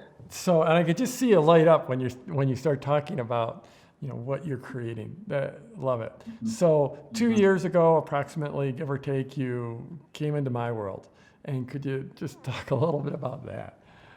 Yeah, it was crazy. I was noticing, I was following a few folks that I was getting some consulting from, and I noticed that several of them were following this very specific email marketing. Like, it felt like a method, and I really liked it. I appreciated it. It brought value to me as I'm learning from these different folks. And it was through one of those folks I was following that I heard about this product launch formula. Like, I think this is the actual formula I've been trying to figure out. And I think this is who started it and taught it. So I of course signed up for your course, Jeff, especially after going through the pre-launch content. It was so valuable to me. And so signed up for your course, and I'll just be transparent. I wasn't aware of the information marketing world at that time. And after I signed up, I realized, I think this is product launch formula is really meant for information marketers, and we're in the physical product business, e-commerce business, and a farm to boot. And I'm like, I don't know if this is going to work for us, but I invested in the course, and I didn't want to go back to my other brothers here on the farm and tell them, hey, I invested in something that I don't think is going to work for us. So I thought, I'm going to give it a try. And we also, so in addition to the products that we raise on our own farm, we work with a fisherman up in Alaska for wild caught seafood. And I thought, the salmon run had just finished. We just got a fresh shipment of salmon in from Alaska. And I thought this might be the perfect opportunity to just try a launch. So during our pre-launch, like a week leading up to before we opened the cart for the fresh salmon for the season, I sent out a series of emails and videos just educating customers about the benefits of wild-caught salmon, telling the story behind the fishermen that we work with. And at this point, I'm investing a lot into this pre-launch. I'm like, I have no idea if this is going to work or not. But we finally sent the cart open email to our customers. And I went to bed that night, and I thought, wake up in the morning and see what happened. Well, we had gotten in like 2 pallets of salmon from Alaska. By the time I woke up in the morning, it was half gone. And I'm just watching the sales just tick. And I call my brothers in to look at the sales reports, and they thought I was crazy, getting all this pre-launch content ready. And they're like, this is crazy. This works. And so I'm getting on the phone. I'm calling Captain Tony up in Alaska. You've got to send more salmon because I'm going to be out in a couple hours. So we're scrambling around. I have to go to his warehouse in St. Louis to pick up a couple more pallets of salmon.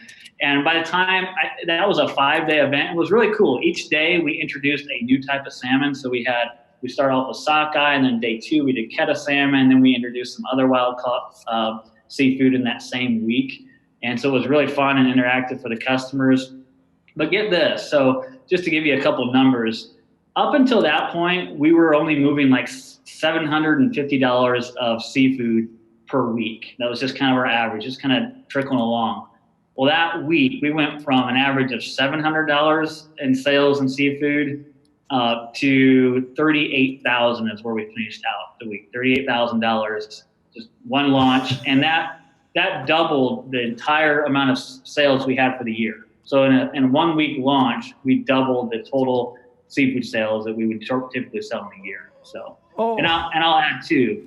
That was 2017, fall of 2017. As soon as I learned about the launch formula, and a year later we did our 2018. We call it our Wild for Seafood event, and we 2x'd last year's. So again, wow, crazy, amazing. Yeah. So first of all, you've probably heard me say my goal is for not a guarantee, but my goal for PLF owners is to make as many sales in a week as they normally do in a year. So you doubled that, and then you doubled it again.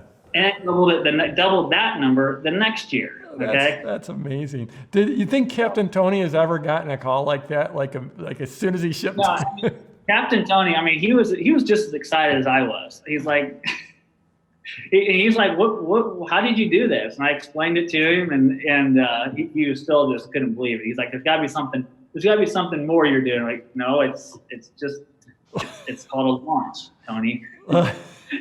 He's like, well, I'm just going to launch my boat. You launch your marketing email. So, but that's amazing.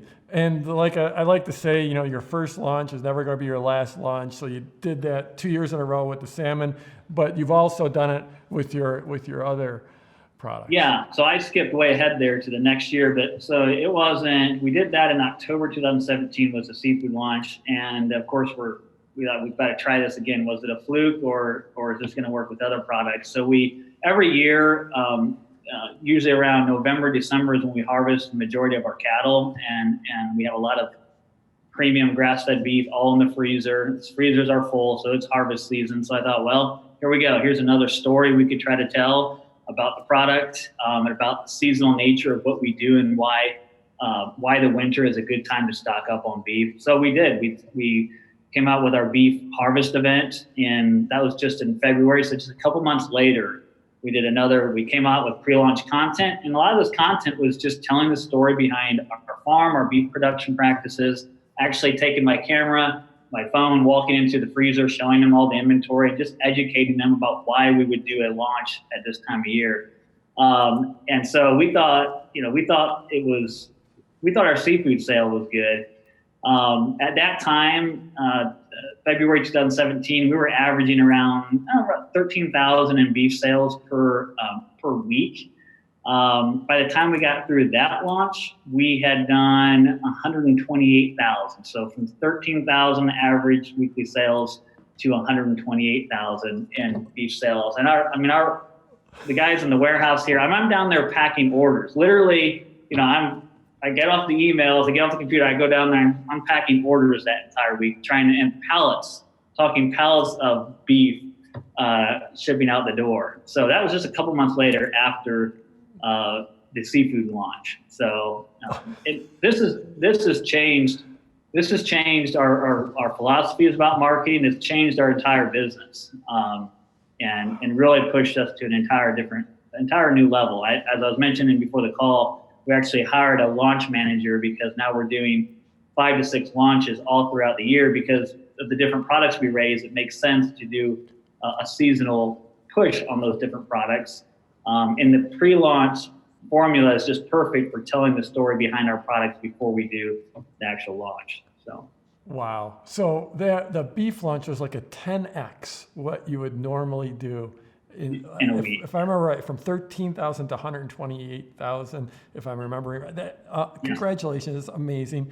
So a few questions. First of all, if I'm getting this timing right, that first launch for the salmon was in October of 17, and you got PLF in September of 17. And actually it was late September, if I remember when our launch was. It was like the third week of September.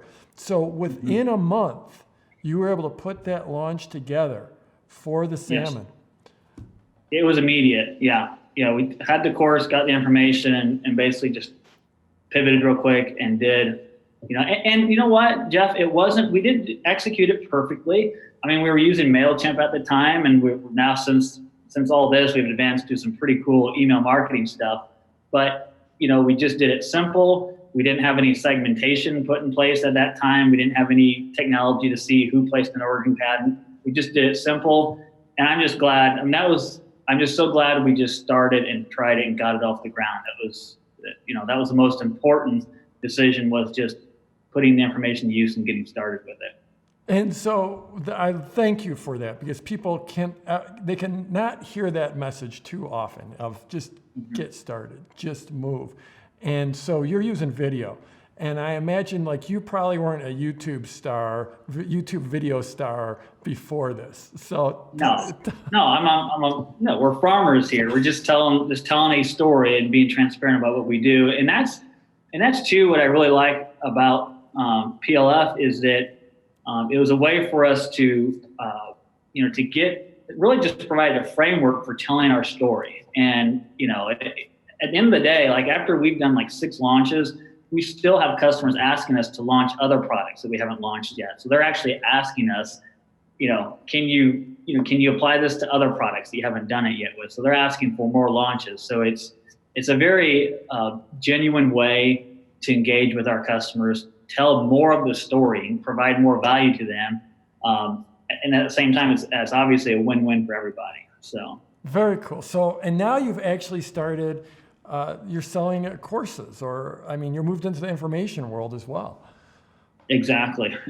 Yeah. So we've just taken what we've learned in internet marketing and how do you apply it to a farm who's trying to do a direct marketing sales model like we do. And we've had, over the last 4 or 5 years, we've had a little bit of a following of other farms that have seen what we're doing and watching what we do. So we decided to put together a course that not only spoke to some of the marketing models that we use, but also the economic models behind what we do. Because farming is, especially at a small scale like we are, we're beating the odds in our business and our scale because of what we're doing. So we had a lot of farms, small farms that wanted to learn from our economic models and production models. So we put together a course. It would have been just earlier this year. And we had acquired an email list of farms that were following us. And we launched that course to them just using the PLF formula. And that was right around a $70,000, $80,000 launch for the first course we've ever done. And so it was a course priced between about $1,000 to $1,500. There's a couple different options there for students, but that was just as exciting as the very first seafood launch, because that was our first content information marketing product. So that was very rewarding to be able to launch a course and training to help empower other farms with our models. So that was exciting. That's awesome. Congratulations. So there's going to be a lot of people watching this, and a lot of them have a physical product, and are wondering, but a lot of them, I think you're an inspiration to everyone, whether they're selling information, selling a membership, selling a service, or a physical product. So a lot of people are, just want to get started, and you are an example of moving and getting started. So final question, what would you say to them, the people that are sitting at home thinking, could this possibly work? Should I do this? Can I have an online business? Can I have this type of business? Well, I think it was you that said it, Jeff, in one of your training videos, is that I think you asked the question, when's the best time to plant an oak tree? I think you said, well, the best time is 40 years ago, but the second best time is today. And that really spoke to me, which is why that inspired us to put what we learned into practice immediately. It's something where, nothing ever happens without action, right? And so I just encourage everybody that's taking this course and considering it. Looking back, Jeff, the investment that we put into your course the value was incredible. I never would imagine we would have gotten the value that we got out of it, because not only did it give us a formula, like a cut and dried formula to follow, but so much of your training is just principles of marketing that we apply all across our business. And ultimately in 2018, and one of the reasons that we signed up for the course, Jeff, is because we were struggling with our marketing before that. I mean, I was looking for new marketing models and information. And after applying what you learned, it totally took us to a new level. And in 2018, just last year, our business grew by $1 million. And I know I can trace it all the way back to PLF. It all started from there, and it just opened our world up to a whole new level of marketing. So I appreciate that, Jeff. Yeah, I appreciate you. I appreciate the work you're doing in the world. Congratulations. Absolutely amazing results. Well done. None of this happens without hard work and getting started. So thanks for coming on. I really appreciate it. Thank you, Jeff. So is Blaine amazing or what? I mean, truly a mission-driven business. And he's doing it with his, I think, 6 or 7 brothers. If you go to his website, there's a great photo of him and all his brothers. Amazing, amazing. So first of all, I love it. Hey, we're farmers. I haven't ever done video before. I was struggling with my marketing. Physical product. So he's shipping salmon. He's shipping beef. Absolutely amazing. He saw PLF in action. Remember way back at the beginning where I said, you've probably seen this. And if you follow it back to the source, you're going to end up here. And the key for him in launching the product, launching a physical product, was to tell the story of the product. And really, no matter what you're doing, no matter what you're launching, you're just telling a story, because stories connect. That's something I haven't talked about in this Launch Masterclass. We go deep in it in the coaching program, but stories is one of the core pieces of Product Launch Formula. And really, that's the way wisdom has been shared over time as humans, and it's a core piece of Product Launch Formula. So there was a lot of numbers shared, and Blaine's in the comments. So Blaine, thank you for showing up, and please fact check everything I say, because you shared a lot of amazingness in here. But I thought he said that in typical years past, he was selling about $750 a week of salmon. And when he did that launch, he sold $38,000 of salmon in a week. And he had to call up Captain Tony and explain to Captain Tony, hey, I need more fish. Get your boat, launch your boat, I need more fish. So that was for salmon. So that 2x'd he doubled what he normally does in a year with that launch. So remember at the beginning when I said my goal was for you to have as many sales in a week as you normally do in a year? Well, Blaine did better than that. And then the next year, he doubled it again. Beef, I think it was $128,000 or somewhere in there the first time he did the launch for the beef. And then in the comments, it wasn't in the video, but if you're watching the comments, in the comments, he mentioned that, oh yeah, by the way, we had that nearly $500,000 launch for beef. So what I liked is he talked about keeping it simple. He started off super, super simple. In fact, he went from getting PLF, which we opened up our cart and we opened our registration the 3rd week of September, and he launched in October for the salmon. So he approximately a month, and he got his launch done and did $38,000. Results not typical, but the results are amazing. His customers are asking for more launches. His customers actually enjoy the process. Just like Blaine enjoyed the process. And not only enjoyed it, but got value from the process. So they want him to launch more, so they're launching everything. And like I said, they were clearly, and I love that he was talking about they were struggling with their marketing. They had a great farm, but they didn't know how to market, and then they just added $1 million to their business, primarily through PLF. And then finally, because they're so mission-driven, they're actually doing an online course. And they did a $70,000 launch for their online course. So they're going beyond just providing great food for people, that fork to, a fork to table type, or farm to fork, or whatever it is. You guys know what I was trying to say. It's live, folks. It is 100% live. If there was ever any doubt, we are live. But they're obviously mission driven, and the next step is to help other farms do what they're doing. So super, super cool. So I wanted to pop to something that we've been talking about, circling the offer. And I want to talk about something I've been circling here for the last 2.5 lessons with you. And that's this idea of outer game and inner game.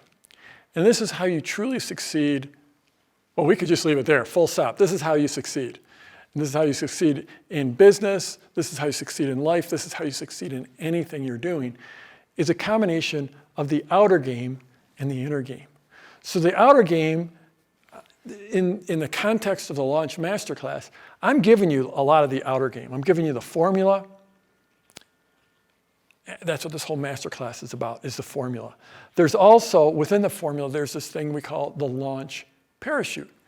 And the launch parachute is this idea that because it's a process where it's not just like you're putting one ad out there or one sales letter out there or one offer out there and hoping it works, sort of like the Super Bowl ads, like where you spend millions and millions and millions creating this 30-second ad and hope it works.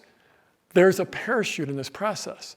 As long as you stay in that conversation, and if we flip way back, as long as we stay here and you stay on the journey and you get to know your avatar and you gradually circle the offer and come into acceleration corner and you get better at this over time, you can screw up, you can mess up, you can make huge mistakes. I've yet to have a launch where I didn't make a catastrophic mistake. Big mistakes. You can mess up 80% of this.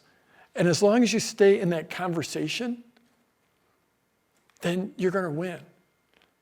And so that's what the parachute is. So this is all outer games, that formula, the parachute. I just wanted to mention it in passing. It's not something we're going to go deep. We don't have time in this masterclass. But because you have multiple contact points, you have those pieces of pre-launch content, you have the emails going out in between them, you have this parachute. So you can mess stuff up. So if you mess something up in PLC1, you fix it in PLC2. You mess it up in PLC2, you fix it in PLC3. You put the offer out there and you mess that up in the open cart, you have time to recover.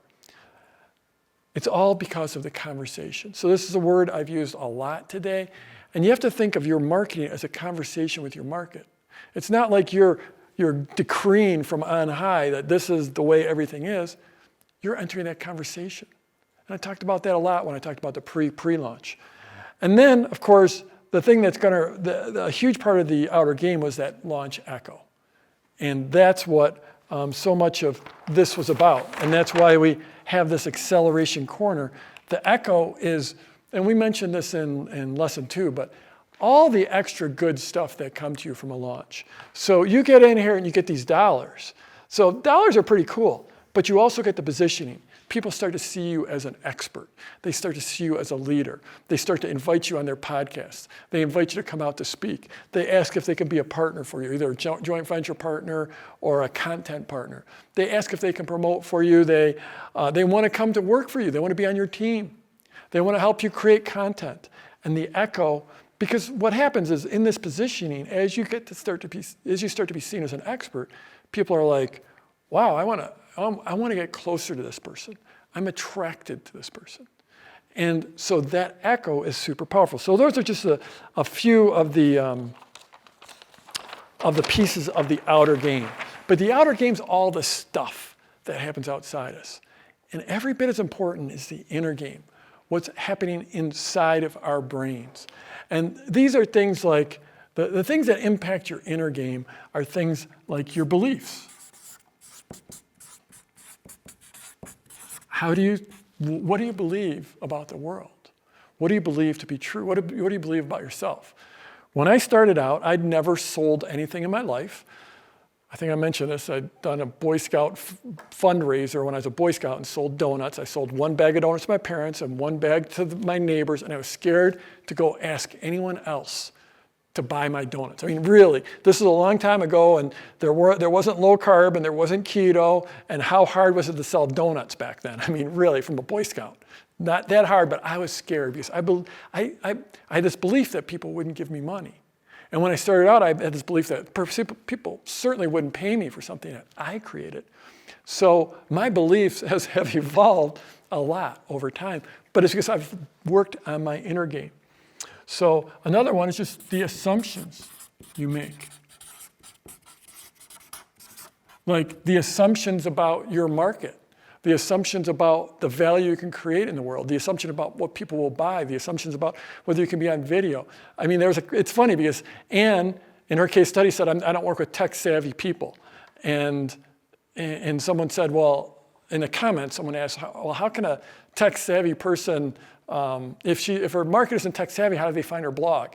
And I'm sorry, but I'm going to speak for the gray-haired generation here, but even my parents could know enough to find a blog. I'm sorry. Yeah, it's like, was that a pretty silly comment, Dan? Did you see that one, Dan? It's like. Yeah, I did see that one. And I think you're just tech savvy, like setting up web pages and setting up videos and stuff. And using super advanced software like what she teaches. But what do you think? Could Grandpa find a blog, you think? Yeah, he certainly can. I think so. Yeah. I don't know. What about Grandma? Facebook Messenger. What about Grandma? You think Grandma could find a blog? Grandma Walker? Yeah. Maybe with Grandpa's help. Yeah. Okay, so another one is your resilience. You know, I've painted out this journey for you. Where did that go? You know, I showed you this journey.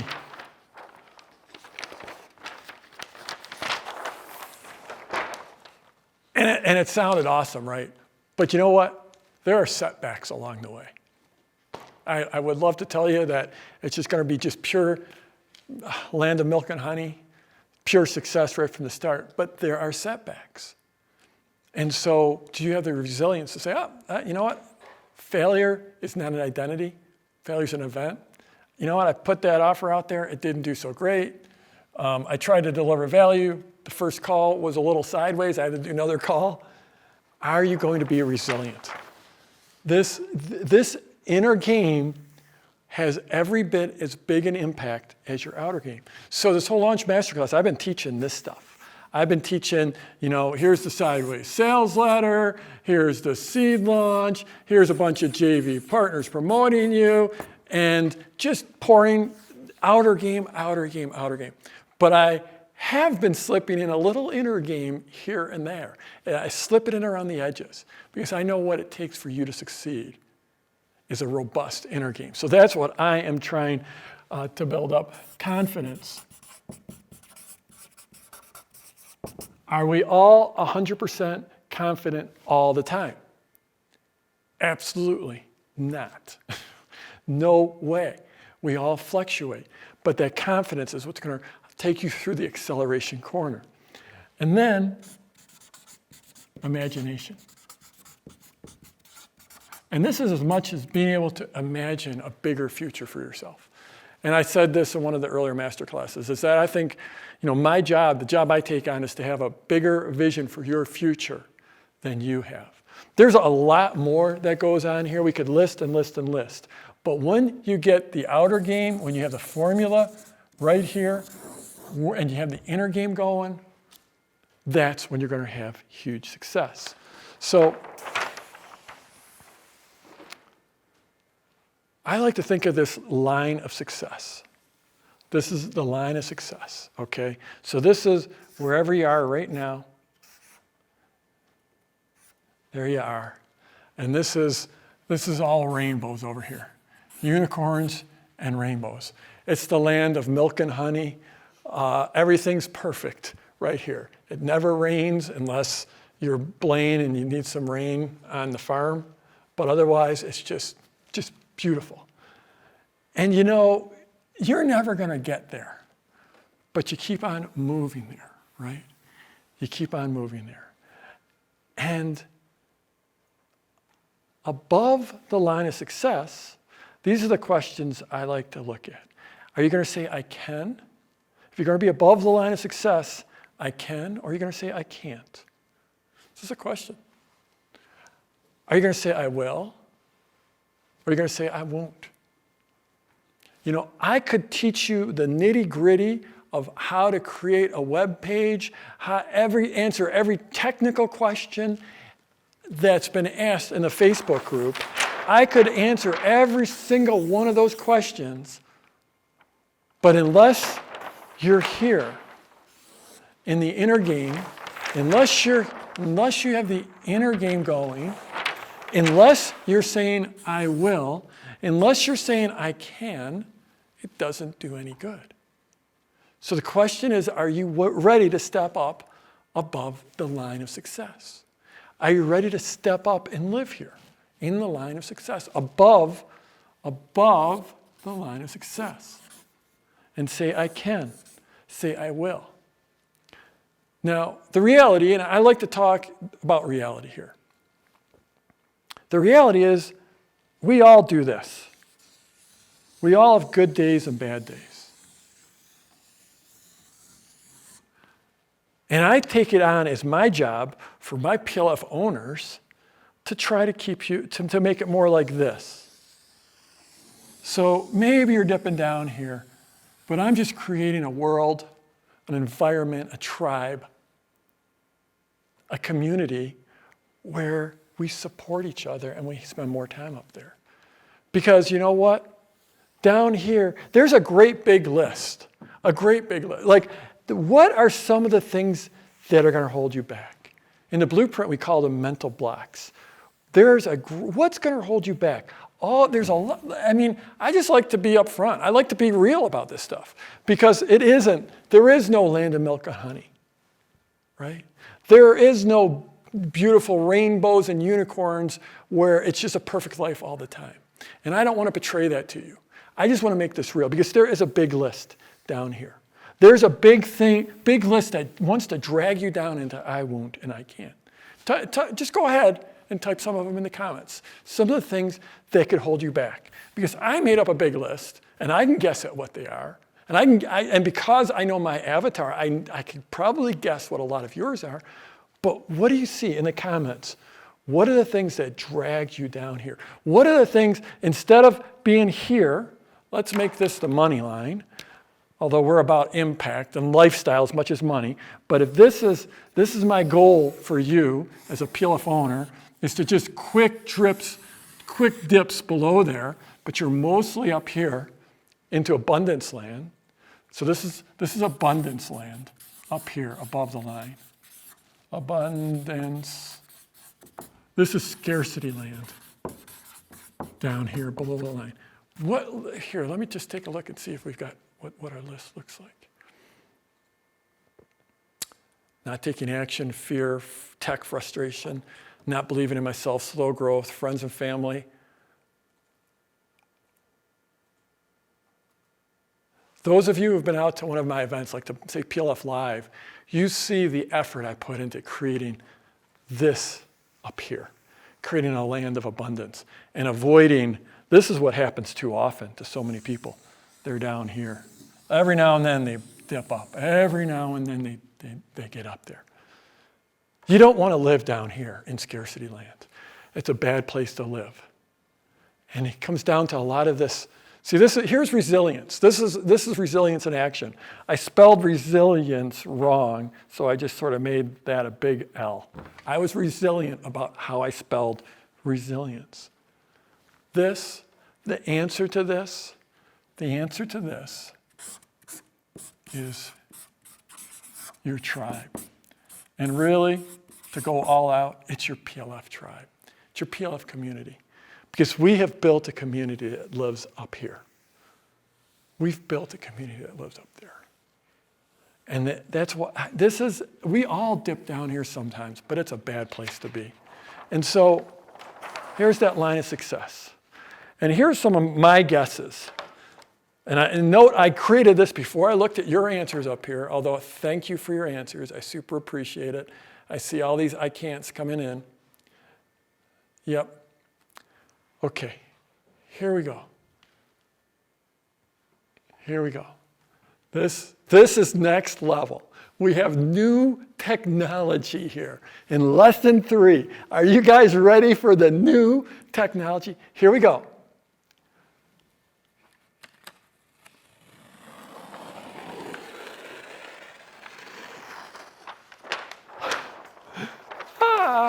Here we go. Here we go. That was operator error. It went well. It's a little operator error there, but there we go. Ta-da! It's gone.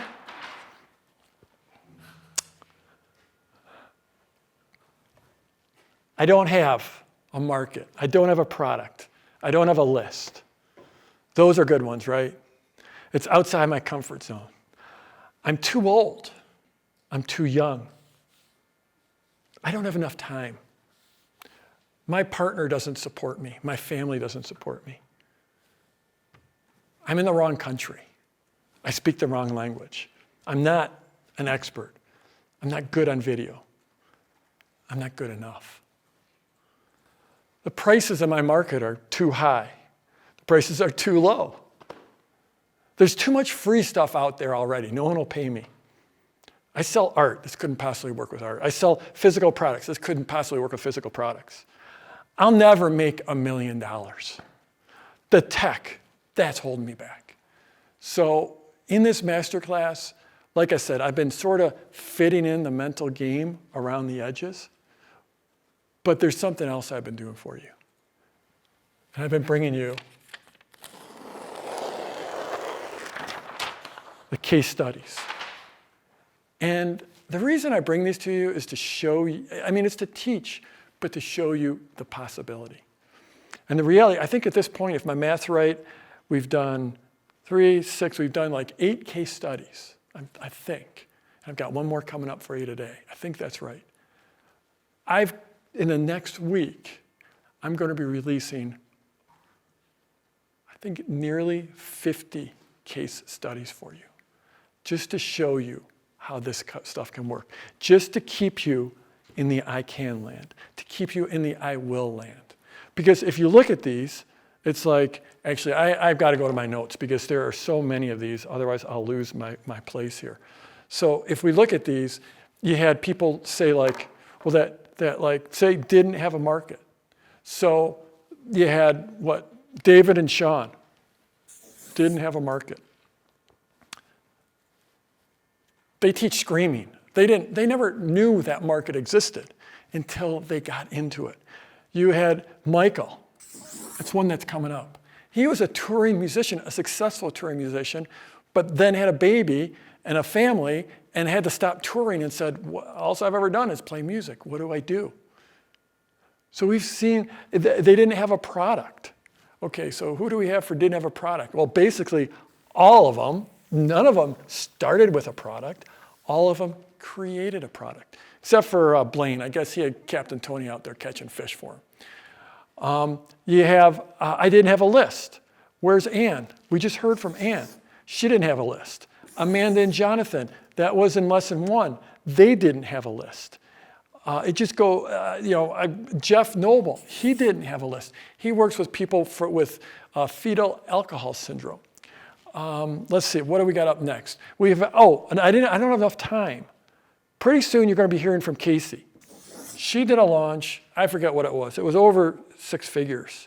She did it when she had 3 kids and she was 7 months pregnant with her 4th. Doesn't work in my country. You'll see Tembi. Doesn't work in my country. Max, teaching yoga in Italian. I'm too old. Well, Ann wasn't too old. Jerry did a launch for flubber circuits. It's like a power circuit when he was well into his 70s. Every one of these is answered over and over. It's not going to sell in my market. No one's going to buy sex therapy online, right? I'm not going to make $1 million. Well, you know what?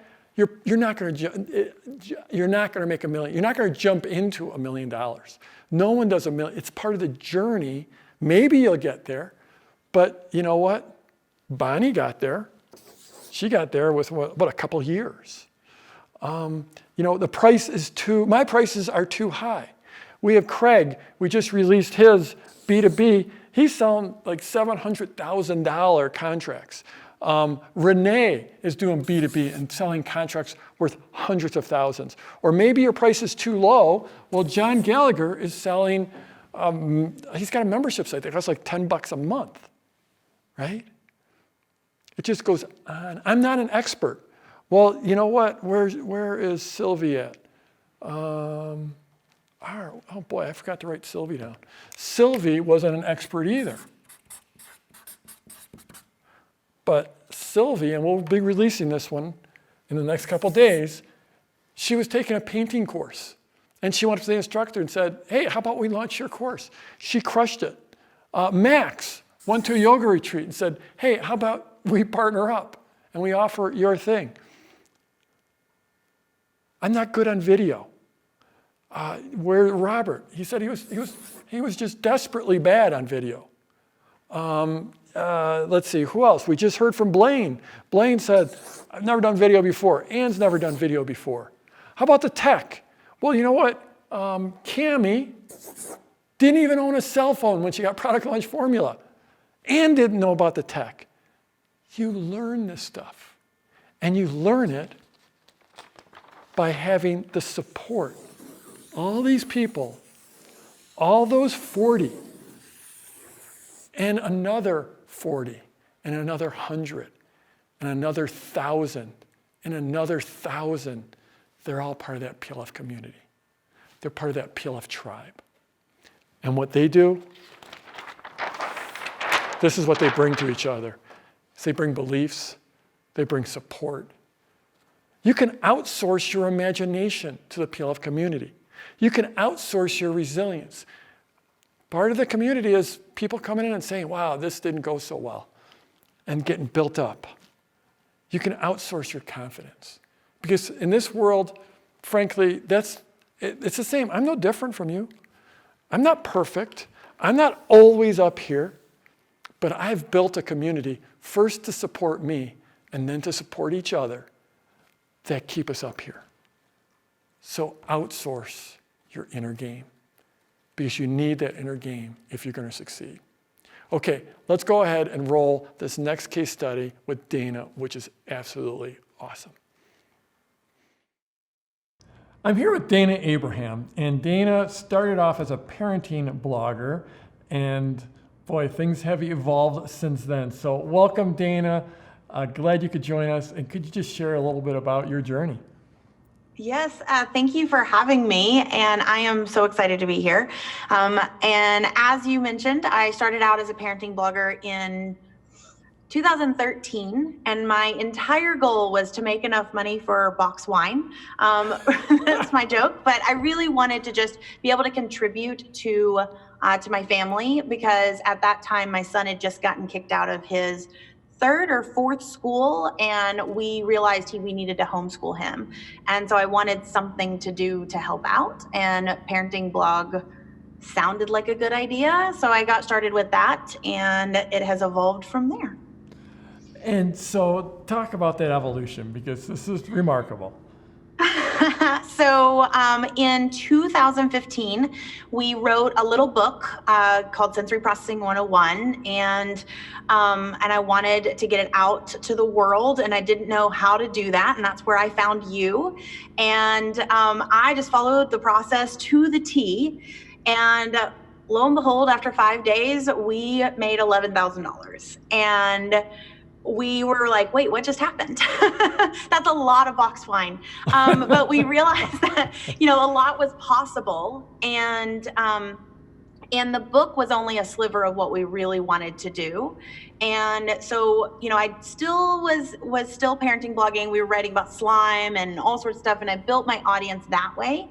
And about a year and a half ago, I kind of broke my big business and rebuilt it and started with what my real mission is, which is to help grown-ups of out-of-the-box kids with really challenging behavior, to be able to connect with and understand them and ultimately empower those kids.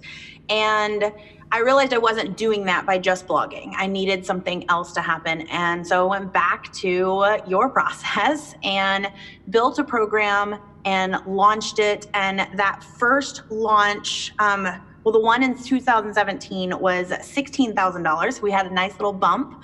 And then the one a year ago when we started rebuilding this was $71,000. So a huge bump there. And then this last launch last March, we did the whole shebang. So we added in JVs and we added in, the case studies and everything that you teach. And that launch was $210,000. Wow. So it seems like each of these is like a 3x or even more, right? From 16 to... It's actually, it's 2.7x. That's like our magic number, 2.7. Every time we grow, that's the number. I hope you keep that up. That would be I do too. remarkable. And so one of the things I want to talk about is, there's so much I want to talk about. We were talking right before we hit the record button. We were talking about lists, and this is something that holds a lot of people back. And so since you were a blogger, you had built up a presence, and you had been building a list, and you had a list when you started out. Can you just talk a little bit about that list and the characteristics of that list? Because I think this will be a great learning point for a lot of people. Yeah. So when I first started, I kind of said I started because it was for guilty reasons.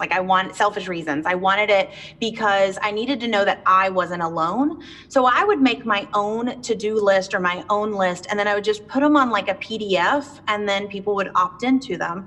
And some of them would get spread far and wide. And that is how I started building my list. But sometimes those were science experiments we had done, or it was a list of calm down tools that we used. And so it was a very hodgepodge list of people. So we had parents and teachers and therapists, and some were there for slime, and some were there because they had an angry kid. And so it was hard to talk to all of them. And we had about 10 to 20,000 people on our list, which is a good size list when you're a blogger. And I felt really good about that list. And then we continued to grow it, but it was just a mess. It was all over the place until about a year ago. When I said we rebuilt everything, we cut it back to, I think we were at 30,000 a year ago. And we really honed in on just one lead magnet. That's it. It's just a quick guide for challenging behavior. And we just went all in on that one and just kept focusing on tweaking it and getting it right. And so now our list is a little over, if we hadn't culled it, it would be 150,000, but our engaged people are about 92,000 right now. Wow. So the initial, when you had your blogger list, that was 10, you said 10, or 20,000, I think you said. Anywhere from 10 to 30, depending on how active it was. Got it. And however, those people, they weren't targeted. They were, it could be science experiments. And when you did your first launch there, did you use a launch list where you took them from that list into an interest list? I didn't know what any of that was. Okay. No. No. I I just sent it out to anyone that would Perfect. listen. Perfect. Well, done. What is it? Done is better than perfect. And I preach baby steps. And you've learned a lot. You've gotten so much more sophisticated because now this very serious list that you've got now is a very targeted list. Is that right? Yes. Yes, and it's divided up into segments and pieces, and if I had waited till I could figure that out, I never would have launched that first launch. Yeah. Could you talk about that? About just leaning into and the baby steps and moving forward before you knew what was perfect? And that is the number one thing that I would say to anyone who is watching and doesn't have a list or doesn't have their system figured out or any of that. I mean, when we first launched this new program, once we figured out our big why and relaunched it, I had no idea what it was going to look like. I actually launched a I have no idea program to them and told them they were going to help me build it. And we did the lessons with them every week. And, showed up live, and it was messy. There was no background, there was no set. It was just me and a piece of paper, and it was 2-hour sessions. I always say, God bless those people who stuck around. But I know the program is actually better because I wasn't afraid to go ahead. I mean, I was afraid. Let's just be honest. I was really afraid, but it didn't let the fear stop me. And we just put it out there, and we thought, what's the worst that can happen? We can put it out there and no one joins. Great. We don't waste our time. We know that this isn't maybe where we need to go, or we don't have our messaging right. And so each time we layer on something new. So our first launch, it was just emails. And then the next launch, we tried videos. And we actually pulled up those videos the other day and had a good laugh because they basically were just skeleton script from you and then my words put in there. So it was great because I knew what to do, but it wasn't my messaging. It wasn't my wording. And so now I looked at the videos that are about to come out that have, we did a whole day of me changing costumes and jumping out of bushes and swinging on swings. And if we had tried that at the beginning, it would have been a hot mess. So there's so much good. There's so much good there. But you said you said you have no idea program? Yes. Yeah, so we had no idea what the program was going to look like. I kind of had this, I knew what had worked with my son and how we had gotten to where we were. But at the same time, I'm not one that's really good at cute names or formulas or frameworks, which is what I teach now, is a Calm Chaos framework. I wasn't good at, I didn't know how to do any of that. And so I just kind of vomited out what my knowledge was in my head each week. And then we pieced it together afterwards. Did you actually use that term when you offered it, the Have No Idea program, or was that an internal? No, I probably should have. I did say, we were offering our you have the opportunity to join a founder's circle. There's never going to be another time in history that you get to join something where I'm going to be this dedicated to your needs. Yeah. Yeah. That's basically what I said. Very cool. So, fundamentally a seed launch, is really what it was. Yeah. And from there we went from 16,000, I'm not going to get these numbers clear, but 16,000 to 70,000 to 209,000. Yes. Remarkable. Congratulations. Thank you. And now you were just before we started recording, you were telling me about you were able to fulfill a real dream of yours in terms of a nonprofit. Yeah. So when I was a teacher in the classroom, my dream, I actually didn't want to stay in the classroom. I wanted to build my own school for kids who learn differently or who, like me, I was the kid who was constantly doodling or not paying attention. And so I wanted to create a school that wasn't so boxed education. And so that was a dream of mine. And when I had to stay home with my son, or I should say got to stay home with my son, because none of this would have happened without that. I let go of that dream. I completely just let it go. And a year ago, I got to go to Kenya and I got to help open a school. And while I was there, the village asked for a preschool. And I was like, oh my gosh, it's my school. And so I had no idea how I was going to do it. This was before the $77,000 launch. This was before the 209 launch. I was just having, and which is still a great launch, but my biggest launch to date was a 25,000. And so I had no idea how I was going to build a whole school, but I committed to it. And we just started taking, like you said, those baby steps. So every time someone invested in our program, we took a tiny sliver and put it aside for the preschool. And now next year I get to go back and open that preschool up. That's amazing. So you're just giving a percentage of of sales. Fantastic. Yes. And it's interesting because your dream was to start a school, an outside the box school, and that's what you've done in your business, right? Yes. I mean, that's really what you've done. You're not teaching kids, you're teaching parents of kids. Yeah. And I had a student actually tell me that, because I'm really big about being vulnerable and open with my students. I mean, obviously I have no idea what I'm doing launch. And I've told them this story of this is what I wanted. And for a long time, I didn't tell anyone that was my dream. It was too scary to tell anyone. And I've had them tell me, you are building a school. Look, like you're helping all of these, all of us. And I also get teachers into the program. And my new mission is to get our framework into every school in America. So I will be building a school for out of the box kids, but it will be into every school we already have. That will be amazing. So you're 13 years as a teacher, and then you started blogging and hoping to get a box of wine out of the blogging. And then you created a book, now a course, now hundreds of thousands of dollars in. Do you ever stop and reflect back? You've got a business, a real business now. Yeah. You've figured out how to do the video. You're making this outsized impact. Do you ever reflect back and think about that journey? And I just like 2 days ago, a memory popped up on Facebook, and it was from 9 years ago. And I'm going to try not to get emotional. My students call it #Dana Cry. So if I cry, you can just break it up by saying that. But a memory popped up, and it was my table full of groceries. And it said $32.66 for this couponing haul. Do you think it's worth it to coupon? And that was 9 years ago. I was a single mom with a mortgage and 2 kids.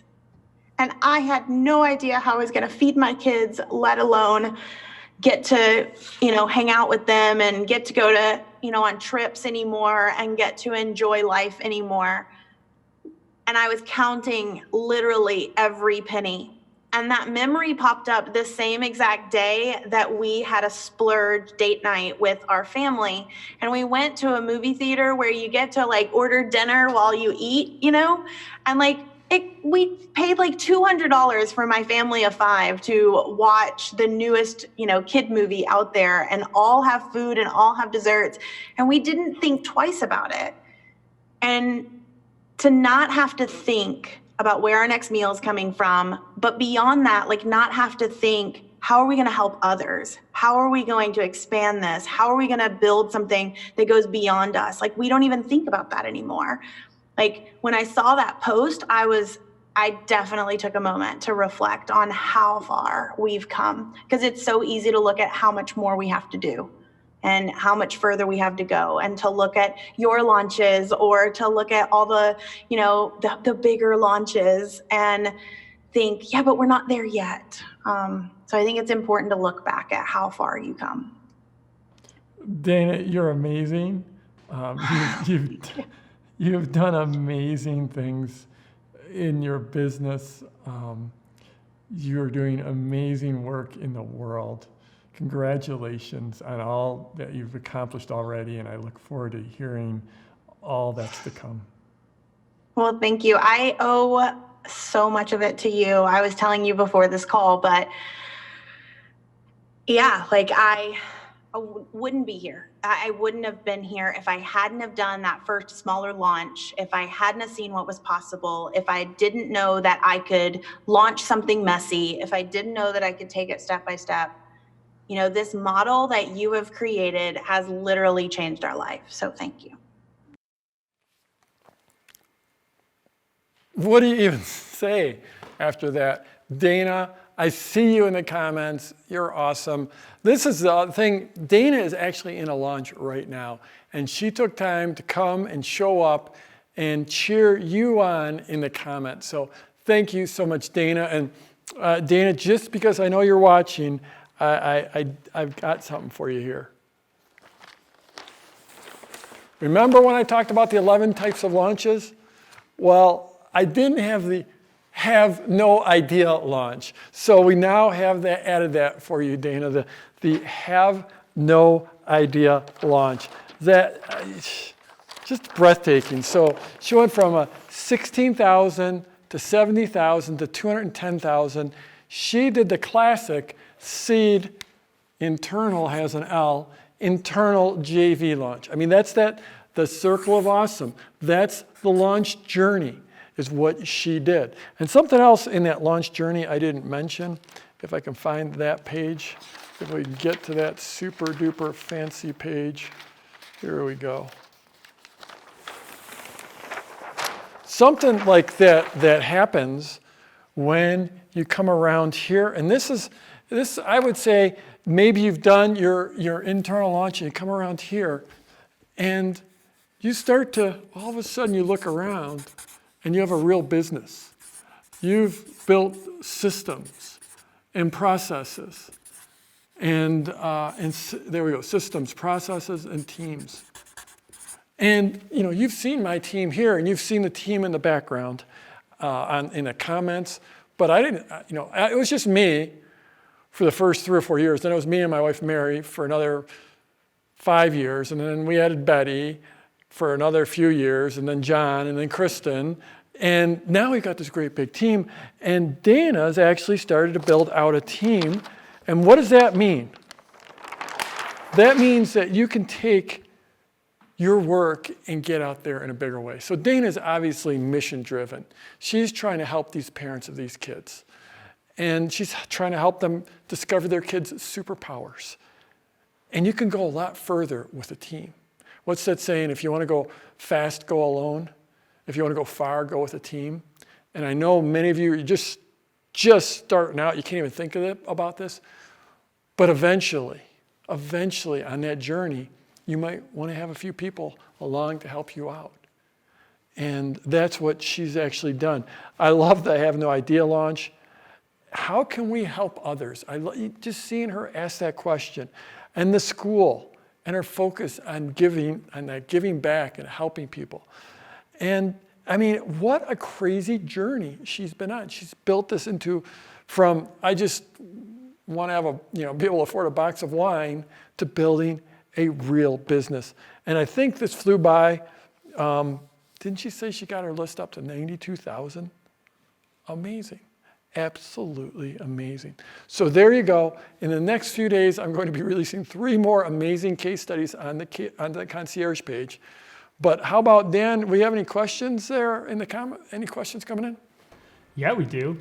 How about this one to kick us off? We have Laura. Laura's asking, does it matter which month of the year to launch your first launch? Is December or January going to be better, New Year's resolution time, better if your product has to do with personal growth? Well, so yeah, it's market dependent. So let me answer this in a few ways. So first of all, the timing for launches can be market dependent. So personal development, late December, early January, great time, great time. Probably not, if you're in the tennis market, that's not as great a time. It's a good time for the skiing market. So it varies by market, but specifically personal development, that's a great time of year to launch because that's when people are examining their lives and taking a look. But it does vary quite a bit. The thing I would say is that there used to be a lot more seasonality, just in general. so I'm going to take a chance here.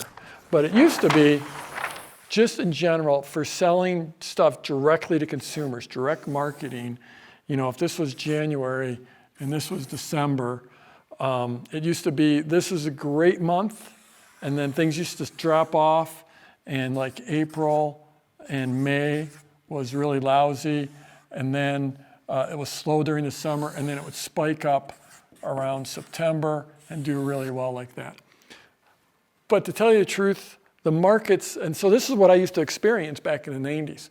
But these days, stuff sells all the time because our culture is more all on all the time, and we have a worldwide market now.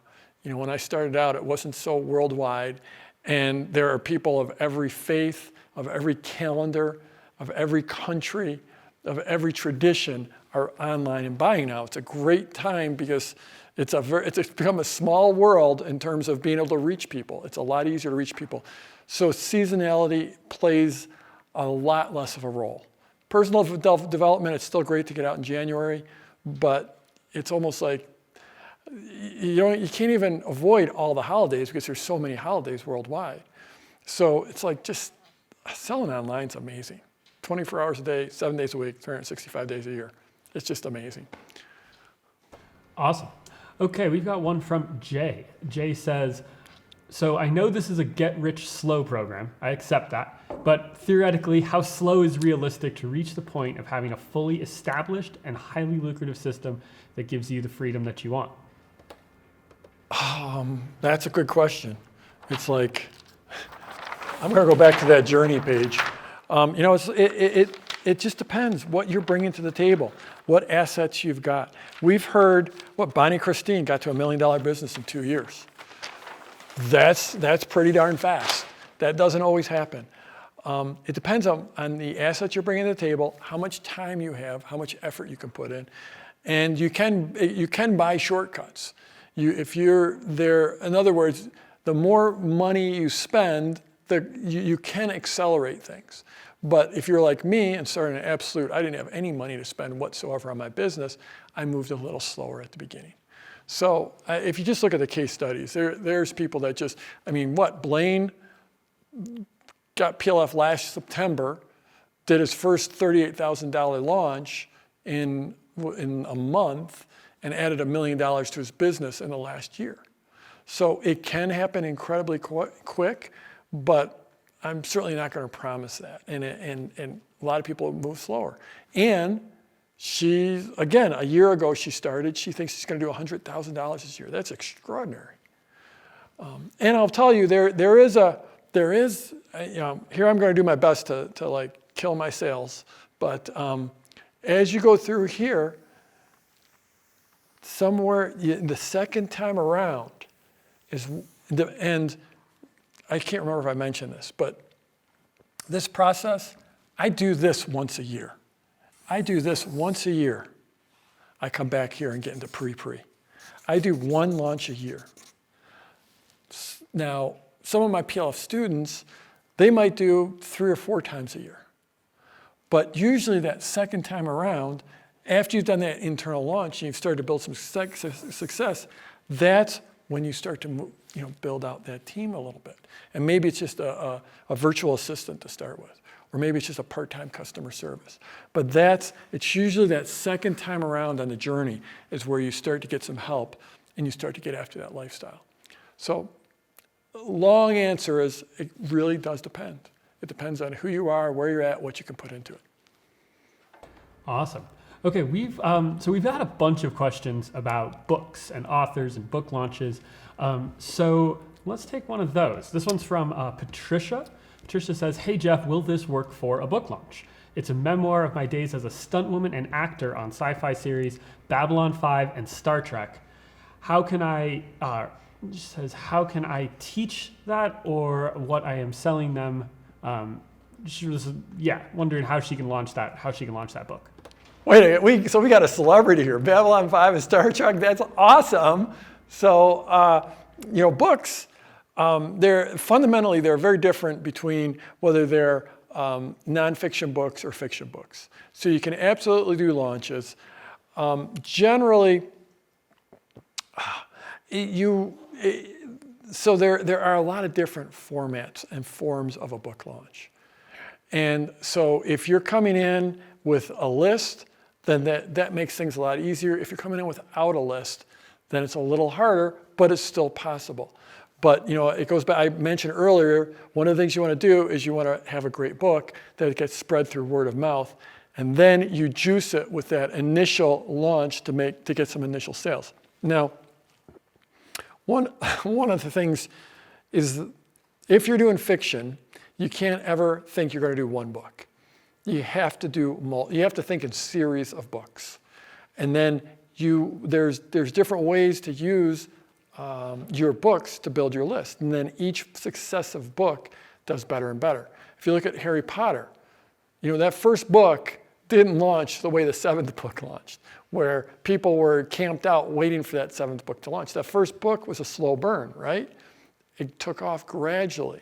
And so you have to think about, if you're writing fiction, that it is a series of books that builds and builds and builds. And it's almost your own launch journey as it gets bigger and bigger with each one. Now, if you're doing nonfiction, and this one is more nonfiction, but in some ways it's got some fiction characteristics. But if you're doing a nonfiction book, if you just want to get your book out there as a memoir, just so that people, it sounds like you lived an amazing life, or so far. And if you just want to tell people about your amazing life and have a few hundred people, then you can do a moderate book launch. But really, something like that, you're never going to make any real money from a book. Books don't make money unless you write Harry Potter. Something along that lines that goes really big fiction-wise. But even the best nonfiction books, the biggest sellers, they just don't make that much money. That book has to lead into something else. It has to lead into a course, or a training, or a workshop, or a seminar. And that's the reality. So I love that you wrote that book, and it sounds like it's already done. It's amazing, but you're not going to make much money. No one does. Especially if it's trade published. If it's trade published, you'll make $1 or $2 per book, and one in 1,000 books sells 10,000 copies. So if 1 in 1,000 books, and I'm just making up that number, I don't know if that's technically accurate, but it's very, very, very, very few books sell 10,000 copies. I'm talking nonfiction.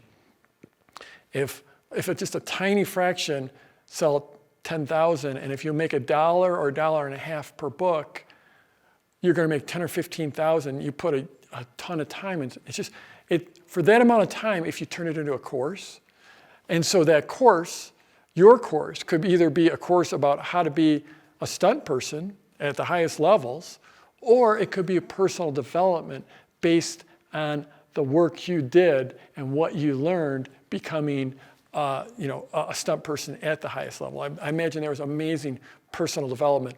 Inner game type of stuff, the inner game stuff I was talking about, you could turn that into a course. So you could either go to the personal development route, or you could be teaching people how to be a stunt person. And then you take that book is almost that's like the beginning of your launch that gets people interested, that helps you tell the story, that maybe helps build your list. And that's how you turn that into a real business that's really going to make an impact and really make you money. Okay. Awesome. Yeah, I would probably buy either one of those courses. All right, so we have Yomar, who's Yomar's saying, so what should we tell in the pre-launch videos? Just value, not talking about the product yet? What specifically are you talking about during that pre-launch? So I went really deep on this in lesson number 1. So check out lesson number 1. I spent 3 hours teaching exactly this. The one thing I do want to mention is there was a time where you put out the pre-launch and you sort of never mentioned the product. And then you sort of, and then in the third PLC, we're going to go way back to the beginning here.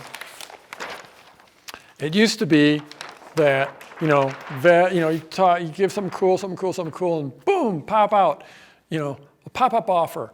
And then I started to teach, well, you really can't do that. You have to, at least somewhere in here, you have to tell people something's coming. Or else it's like you're their best friend, hey, give me money. And these days, though, the world's evolved. And if you take a look, if you go back to, so I've told you that right now, we're in lesson 3 in this masterclass. But lesson 3, we're right here in my launch. So this masterclass is a launch. So I'm not hiding anything from you. If you actually go back to lesson 1, it was in the first, I bet you it wasn't more than 5 minutes in, and I said, I've got an offer for you. I'm going to teach my heart out, but I'm going to try to sell you something at the end. I'm going to give you the core, but if you want to go deeper, I'm going to offer it out here. So that's one, it's like these days, people are like, okay, why are you giving away so much for free? And in fact, in some of our Facebook ads, there's comments, and it's like, oh, this is garbage, there's nothing for free, it's a scam. And I just went in the comment, I said, well, it's not a scam. I've helped thousands. I'm going to just deliver massive value. This is what I teach. And after I deliver massive value, probably around 12 hours of value, then I'm going to make an offer. Does it make sense? Sound reasonable? And amazingly enough, first time ever in the history of the universe, someone actually came back in a Facebook comment and said, oh, that makes sense, thanks. It's like instead of flaming me. It was, there you go, okay. Okay, next question is from Peju, and he's asking, how do you get testimonials before your seed launch? Okay, so Dan, you just said, I loved how you sort of like, your voice sort of got tentative and soft when you said a name that you didn't know how to pronounce. It's scary, man. Okay, so we think it's Peju. Sorry for massacring your name. Could you repeat the question? Yes, so Peju. I'm really sorry if I'm saying this wrong, and now we're just saying it wrong over and over and over again. But we're getting your question right. So the question is, how do you get testimonials before you do your seed launch? So good question. So again, Peju, sorry for massacring your name if we are, but you're getting a lot of airtime from us. So how do you get testimonials? So first of all, you don't need to have testimonials to do a seed launch. Again, that seed launch, you're doing that to your small little baby seed list. You probably got a warm relationship with them.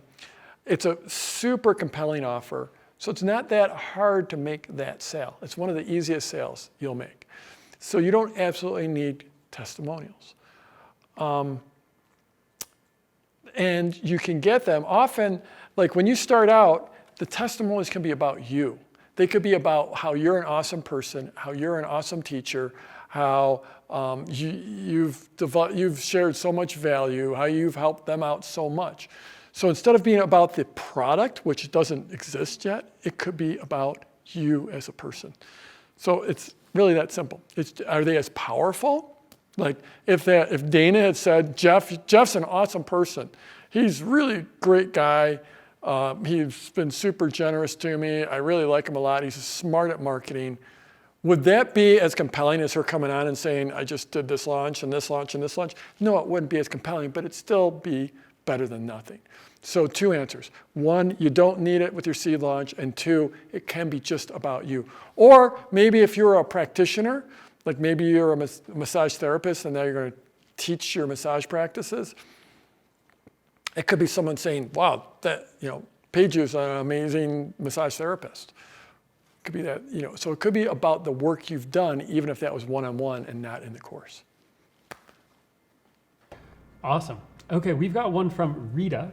Rita's asking if you have to do this launch live or if this can be pre-recorded. Oh, that's a good question. So I've been doing launches since 1996. I started helping people in 2003. I started teaching Product Launch Formula in 2005, so it's been a long time. The absolute very, very, very, very, very, very first live launch was about 2 years ago. So for the first 21 years, it was all recorded ahead of time. And it doesn't have to be video.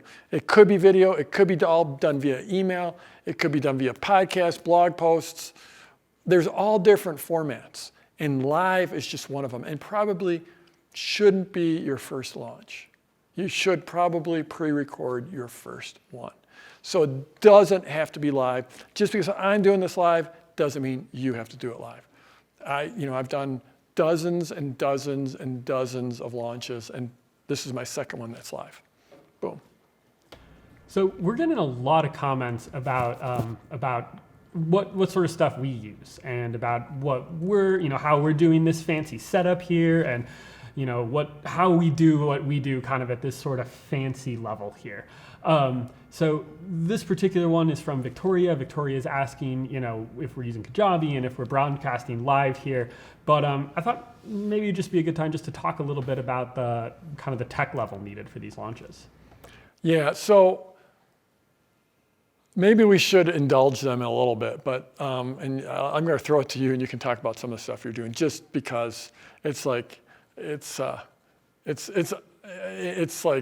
online business porn when they get to see all that gear you got over there. But so this is the deal: is we do it fancy for a few reasons. One is because we can. I've got a big business now. We've built up a lot of resources. You don't have to be fancy. In fact, sometimes fancy holds you back. In fact, sometimes, what was Dana's launch called? What was it again? I don't know. The old have no idea launch. People connect with you when it is low tech. So you don't have to be fancy. We do it because we can. We do it because we're on a big stage. I'm teaching business building and marketing, and there's a lot of other people that teach that, and sort of the level of production required in this market to really play at a high level has gone up.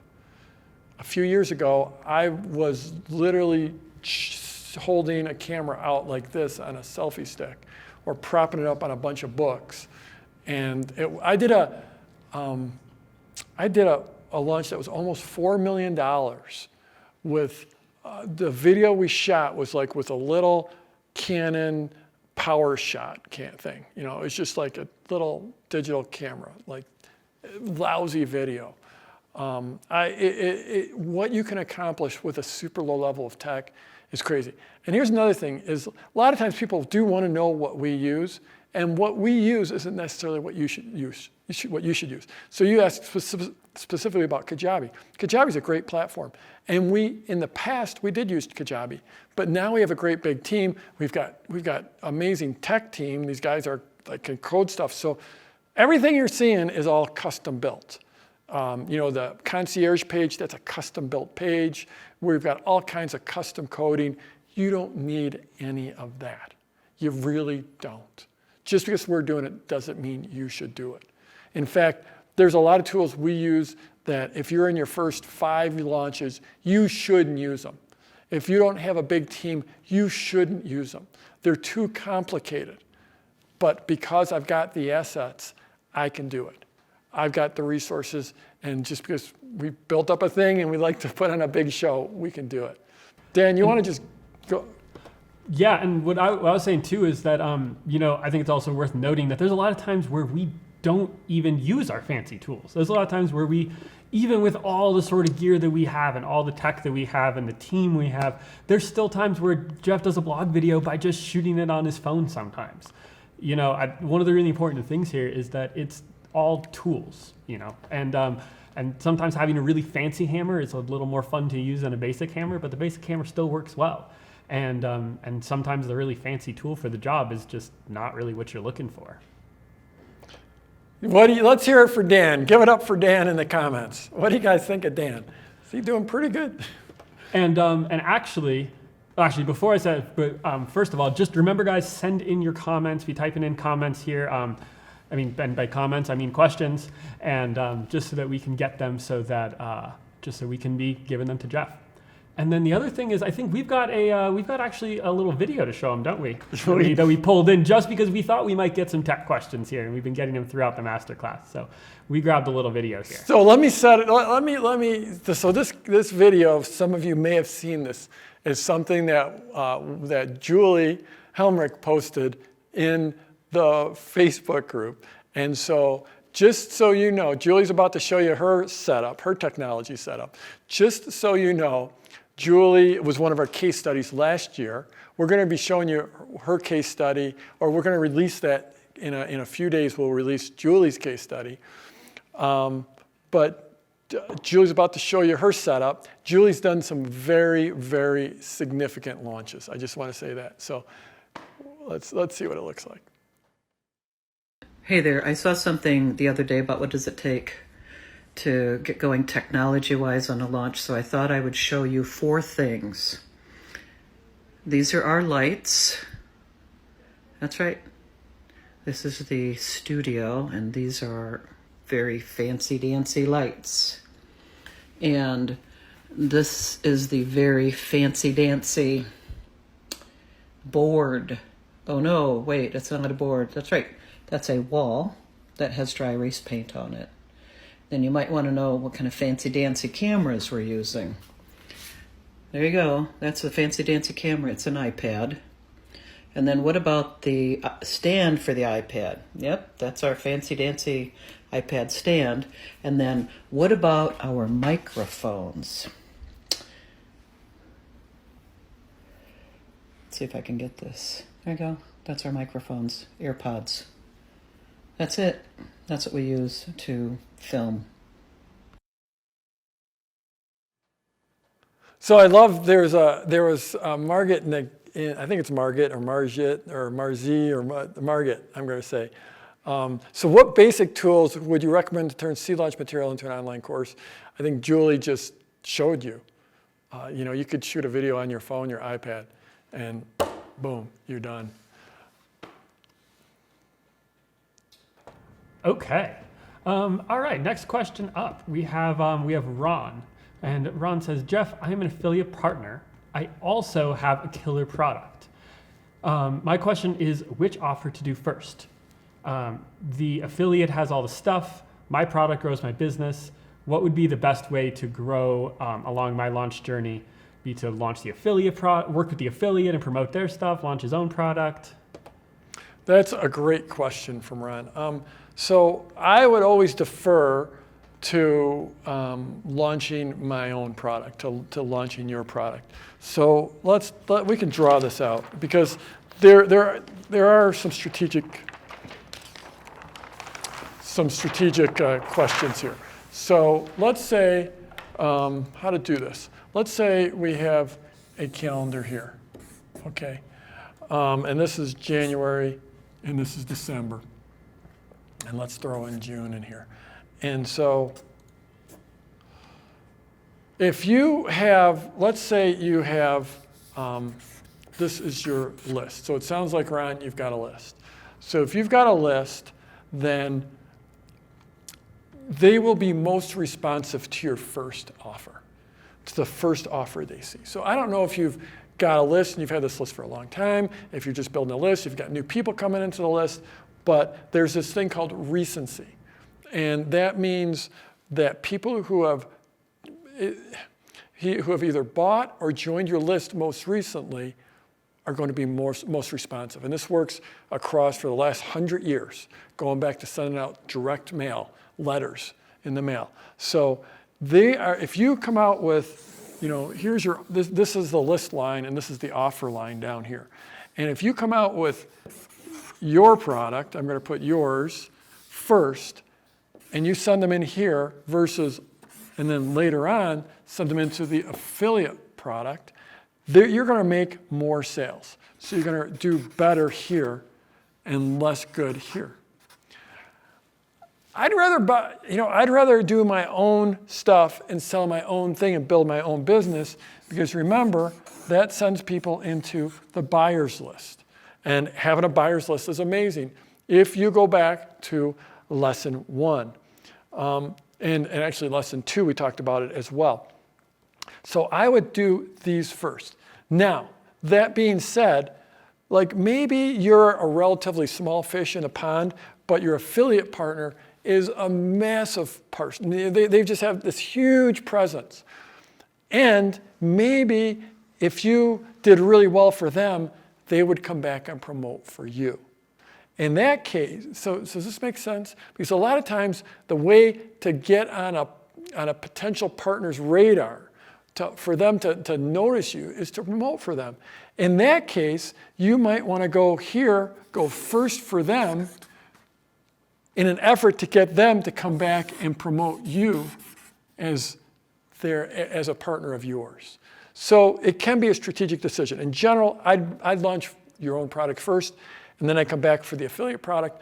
But if strategically you're like, I can land this person as a partner if I promote for them, then have that be your first offer, because again, the first offer you make is going to be the most effective in terms of sales. These people are going to be most responsive for the first offer. So there is a strategic question here on which to do. In general, mail yours first. Awesome. Okay, we've got a question here from Donna. And Donna's wondering, she says, I see a lot of people asking about getting a list. I see the what to do, like once you have people's lists. But what she'd like to know is where to find the people, like how to get people to sign up for her email list in the first place. So we hammered this pretty hard in lesson 2. I sort of went over it and over it and over it, so I'm not going to answer it again here. We got a lot of questions coming in. But the reality is there's multiple sources that you can drive people in, and you can do it with organic traffic, which would be like from social media or from forums. You could do it with joint venture traffic. You could do it with social media traffic. You can do it with paid traffic. The people are out there. What it's about is creating value and creating something of value that they're interested in, so they'll come to your site to get that valuable thing. But before you give them that valuable thing, they have to give you their email address. So again, I pounded this over and over in lesson 2. What else do we got? Okay, we've got Cheryl. And Cheryl's one of a few people who are practitioners, service providers, people working one-on-one. And so she's asking, can you give an example of how this process can be used as a practitioner dealing people one-on-one? I'm a practitioner and having trouble seeing how I can use it. Okay, we have one coming up. We have a case study coming up for you in lesson 4 that is just mind-blowing, just absolutely mind-blowing, of a one-on-one practitioner, a body worker in this case. And definitely check that out. It is coming on Monday it's just a great case study. So a few different ways. So first of all, if you want to stay in as a one-on-one practitioner, you could use this whole process to drive people in and get more clients and possibly raise your prices. That's one way to do it. Another way to do it is if you can take your body of work and turn it into something that people can either do for themselves or do for their loved ones, then you can create a training on how to do that. Or you can create a training for other practitioners. So those are just a few of the ways. And then you want to go from, basically the well-worn path is you go from one-on-one to one on small groups. And then from there, you go eventually to a course. That's the way it works. So this person, the case study we've got coming up on Monday, it's just a mind-blowing case study. And so she went from just doing this one-on-one body work to helping people so that they could help others. And then she has a very high-end offer where it's basically like go away for a weekend at the highest level and work with her and learn how to do that work. Okay, I think we're going to take we'll go one more question here, and then we've got some housekeeping. Sounds good. Okay, we've got David, and David is asking, how much does it cost to do your first launch? Wow, that's a good question.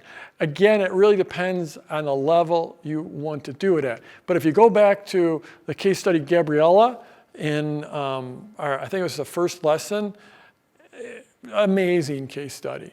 And her first launch, she did as a seed launch, and basically she took the course and she loaded it up into Dropbox so people can download it from Dropbox. So that was the way she did her course. So you can, when Dana did her Have No Idea launch, it was bare bones. We've seen this over and over. So it's almost like, how long is a piece of string type of question. You could spend a lot or you could spend a little. You've already got a camera on your phone. You've already got video editing software on your phone or in your computer. It comes with every computer. It's got some level of video editing software. You've got audio recording software on your phone and on your computer. There are basic tools that will help you build a simple page. They vary in price anywhere from, it could be $20 a month on up. To host your email list can start for free and go up from there. I mean, we spend hundreds and hundreds or thousands of dollars to host our email list. So it's the scale that goes up. But really, the basic tools is really just getting down, buckling, and doing the work. The basic tools you've already got on your phone or your computer. It's that simple. Okay, so I'm going to do some housekeeping, then we're going to go one more question, right? 2 more questions, couple more questions. Okay, we're going to go for a couple more questions. Little bit of housekeeping. Monday is lesson 4. That's the open cart sequence. And this is something that I've rarely taught as part of the free masterclass. It's really cool. Like I mentioned earlier, it's super important. This is when you want to get right. And this is the one where you tend to see the biggest mistakes show up. So lesson 4, it's that open cart sequence. So again, we pop on back, all the way back to the very beginning, not quite that far back, but it's this sequence here. This is where you make the money. So you want to absolutely be there. I am also going to do a little bit of a pre-open for my product launch formula coaching program. And you definitely want to be there because I've got a bit of a surprise there. It's going to be super cool. I'm looking forward to inviting in a new class into the product launch formula coaching program. On the concierge page, over the next 3 days, we're going to release a case study with Renee, which is just crazy remarkable about how she saved her business. This is a B2B sale. Renee's sort of in my age range. She'd never been on video. It's completely out of her comfort zone. It's amazing. The next day, we're going to release Sylvie. Sylvie's the one who did it with her art teacher. She wasn't the expert, but she did a great launch. And then we got Patricia, who is one of those digital nomads, and her launches are letting her live all around the world. So get to the concierge page regularly. I've got a little bit of a surprise video coming up there as well. This is going to be our silly little video we've got coming up. Just go to productlaunchformula.com and you can see, you'll be at the concierge page. And boom, stay plugged in, stay in the Facebook group. It's hopping right now. We got right around 3,000 people in that group. I think that's about it. On the concierge page, there's a link where you can get updates via Facebook Messenger. So if you ever wonder when these broadcasts are, if you're missing the emails, go there and then we'll just send you, hey, we're going live right now via Facebook. So that's about it. We got a couple more questions, you said? I'm going to bring this in just about on time, almost on time. Yeah, I think we got time for 2 more. All right, so we've got one from Adriana. Adriana says, what if what I do, which is teaching personal and spiritual growth, is something that a lot of other people offer? There's already a lot of it out there. So this is a great question, and I know this holds a lot of people back. This is definitely one of those below the line questions, but I get it. That it's a below the line question. Here we go, right here. There's too much free stuff out there. There's too many people doing it. All I know is when there's a lot of people out there already doing it, it means it's a great market. That's the reality. Every business I've built has been in super, super crowded markets. And when it's a crowded market, there's a reason it's a crowded market. It's because it's a good market. And so the reality is that people are going to buy you. They're going to buy your experience. They're going to buy who you are and what you bring to the world. And if you look, Anne was a great example. Where is she at? Anne, she's doing surface pattern design. Well, Bonnie's doing surface pattern design too. They're partners. Anne's twice as old as Bonnie. Anne loves things Bonnie's the most amazing thing. She's a cat's meow. Anne sells to people that resonate with her, the people that are like her, the people that are in her age range. So even though you're in a crowded market, they're going to buy you. When I started publishing a newsletter about the stock market, there was tons of newsletters about the stock market, but they resonated with my voice. And the funny thing is, back then, I only had email. My business was 100% email. Everything I did was email. They resonated with the words that came in from me in my emails. They heard my voice, even if they couldn't hear my voice. And in this business, it pays to share yourself. It pays to be authentic. It pays to have integrity. It pays to be generous. It pays to be kind. I think it pays to be humble. That's what I built my business on, people resonating with me. I don't have a silver tongue. You've been watching me for hours. It's not like I've got the silver tongue. It's not like I never say or ah, or never say you know. It's not like I just say perfect sentences every time. I'm just who I am, and I teach from my heart. And when you do that, you'll attract people that resonate with you. And maybe you speak with a silver tongue. Maybe you just say perfect words all the time.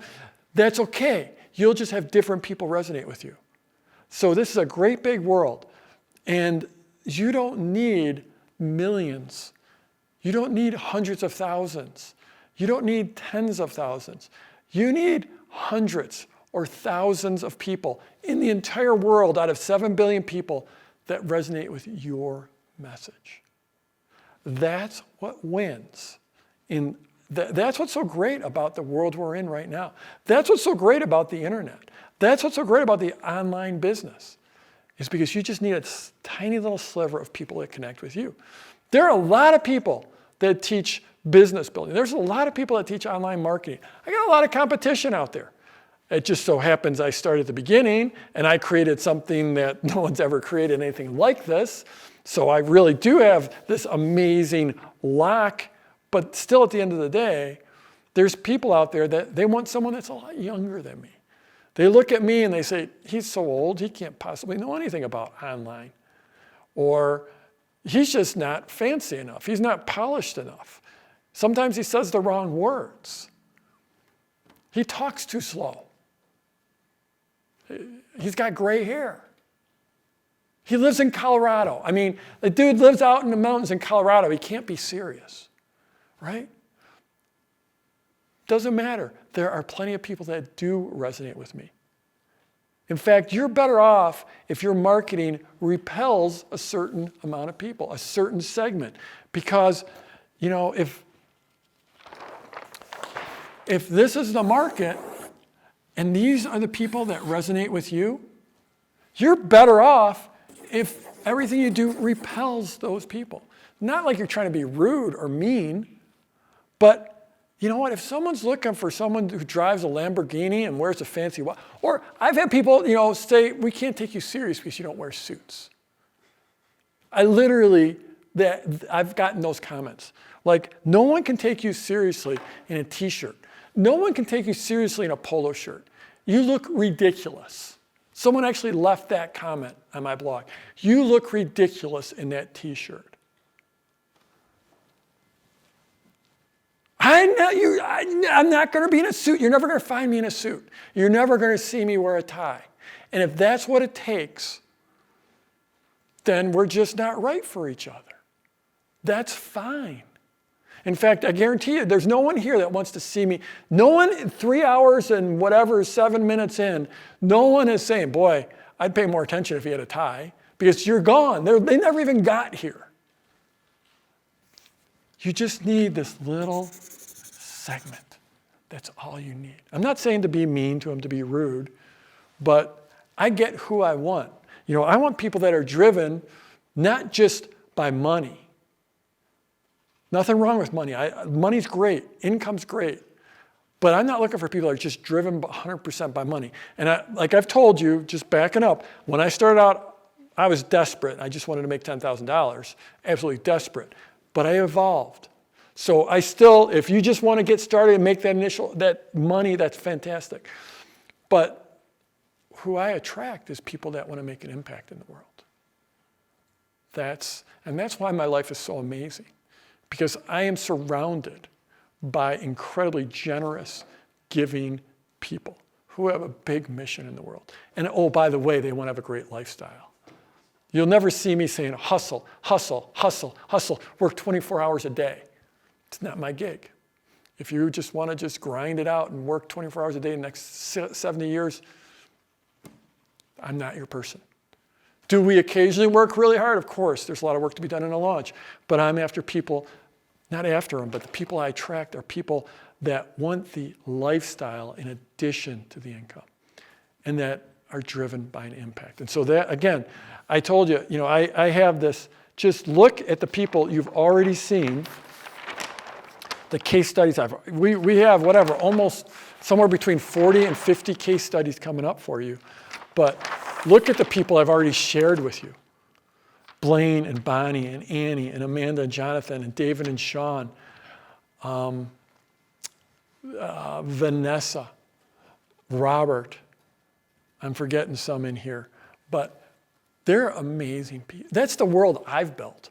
I've built a community of just incredibly caring, giving people. And I've gotten off on a bit of a tangent, but I'm trying to make the point of, it doesn't matter if there's a lot of other people in the market, because no one can be a better you than you. So when you go out and try to market, don't try to be Jeff, or don't try to be Tony, or don't try to be Brendan, or don't try to be Bonnie or Blaine. Just be yourself, because you can only be the best you. You can't be even an adequate someone else. And when you bring you to your business and to your marketing, that's when you win. And that's how you compete in a crowded market. Okay, got a bit of a roll there. No, that was awesome. Okay, one more question here. We've got this one's from Pascali.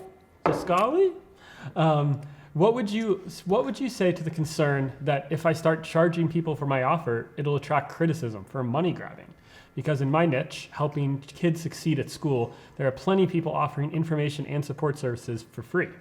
A lot of people seem to believe that everything should be for free, or at least nonprofit, if you're supporting kids and parents. I know this concern is holding me back from launching. Yeah, Dan, last night when we went out to eat and we went to the restaurant, it was like, I couldn't figure out why they wanted money for my food. It's like, what's up with this? Can't I just have this for free? It's like, it's ridiculous, really. I mean, I ordered pad thai and they're like, cool, that'll be $7.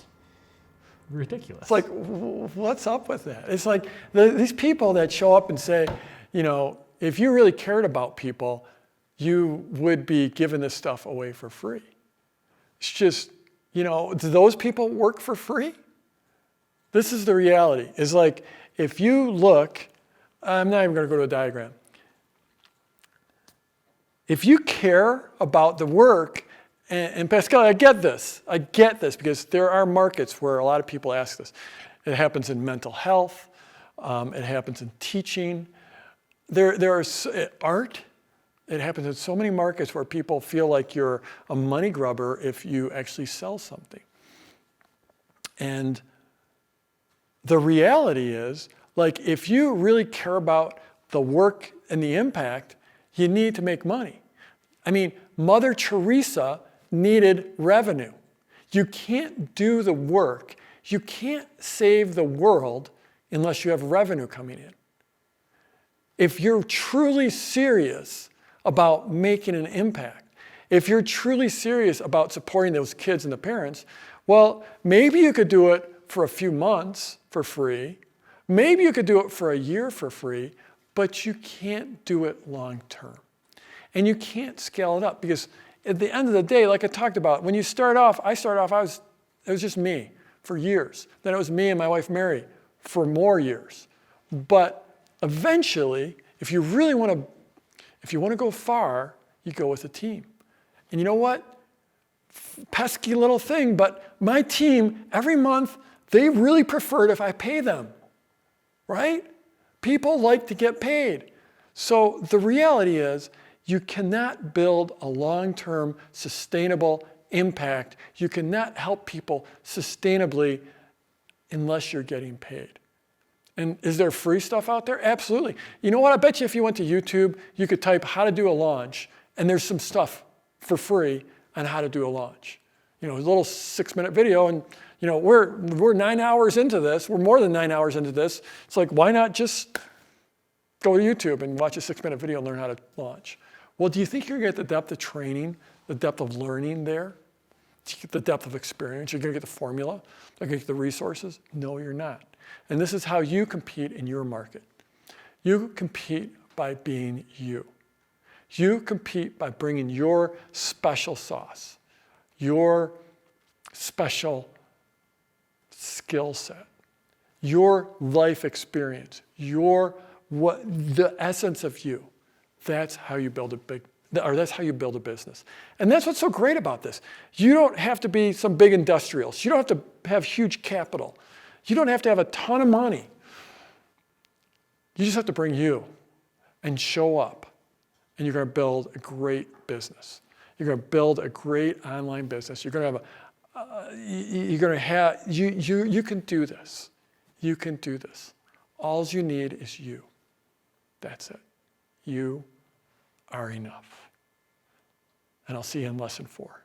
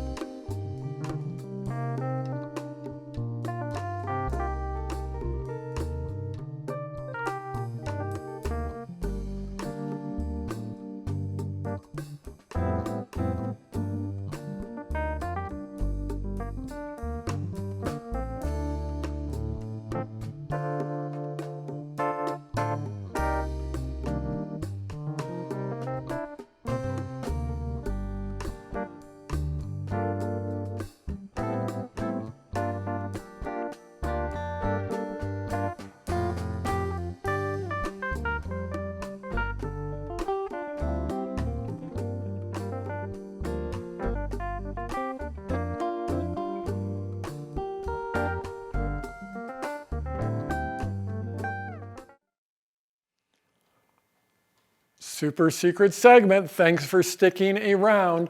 So I just had a great big pivot here and changed what we're going to do in the super secret segment, because those last couple of questions about, crowded markets and how to start, It seemed like in the comments they really resonated. So I just want to talk about that a little bit because I've been in a number of different markets now. There's the stock market and teaching people how to launch, and there's a couple others in there as well. And the thing that you need to start out, if I were to go just from bare scratch, my answer is always to start publishing. And publishing might sound intimidating at first, but publishing could be as simple as tweeting about something. It could be as simple as posting on Facebook. It could be as simple as going on a forum. And then eventually you can build up there. A blog could be a great way. You can set up blogs for free pretty easily. Start building that email list and start publishing. Because there's those questions about there's free stuff out there, there's too much stuff out there. And I'm just looking at my notes here. People pay for organization and they pay for speed. And they pay for accountability, and they pay for community, and they pay for enhanced opportunities so that they can grow faster, that they can get better, they can get along their journey quicker. And so I used this term earlier, we're rubbing elbows. And so once you start publishing, now you are officially rubbing elbows. There's this, again, I don't love military metaphors, but I think I used this earlier in one of the masterclass. One of the lessons was that no battle plan survives contact with the enemy. No battle plan survives contact with the enemy. Another way to say it is the enemy gets a vote. So I don't like using, obviously, because I don't think of my market as the enemy, but the idea is you can go in with a plan, but the reaction to the plan is going to change the actions that you need to take. So once you start publishing, it's like no great product idea survives contact with the prospects. That's why you don't want to create something in a vacuum. That's the whole essence of the seed launch. It's the essence of the sideways sales letter. It's to get into that conversation with your market. It's to circle the offer, like I talked about earlier. So the best, easiest, fastest way the way I would start if I was going to a new market is I would just start publishing. And you can start publishing via social. You can go start publishing, and publishing is a fancy word, but if you just go on a forum and start answering forums posts and start being helpful, you start to build up you start to build up this gravitas. You start to build up this name. People start to understand that you're this expert. And you start to do that, and it could be in social, it could be on forums, it could be wherever. But now you're interacting, you're rubbing elbows. And the next step beyond that is you start publishing. And you're on a blog. Start publishing on YouTube. Start building that email list and start talking to them. Just because someone's on your email list doesn't mean you can't have a personal correspondence. So when I started out, I just had a few dozens of people on my email list.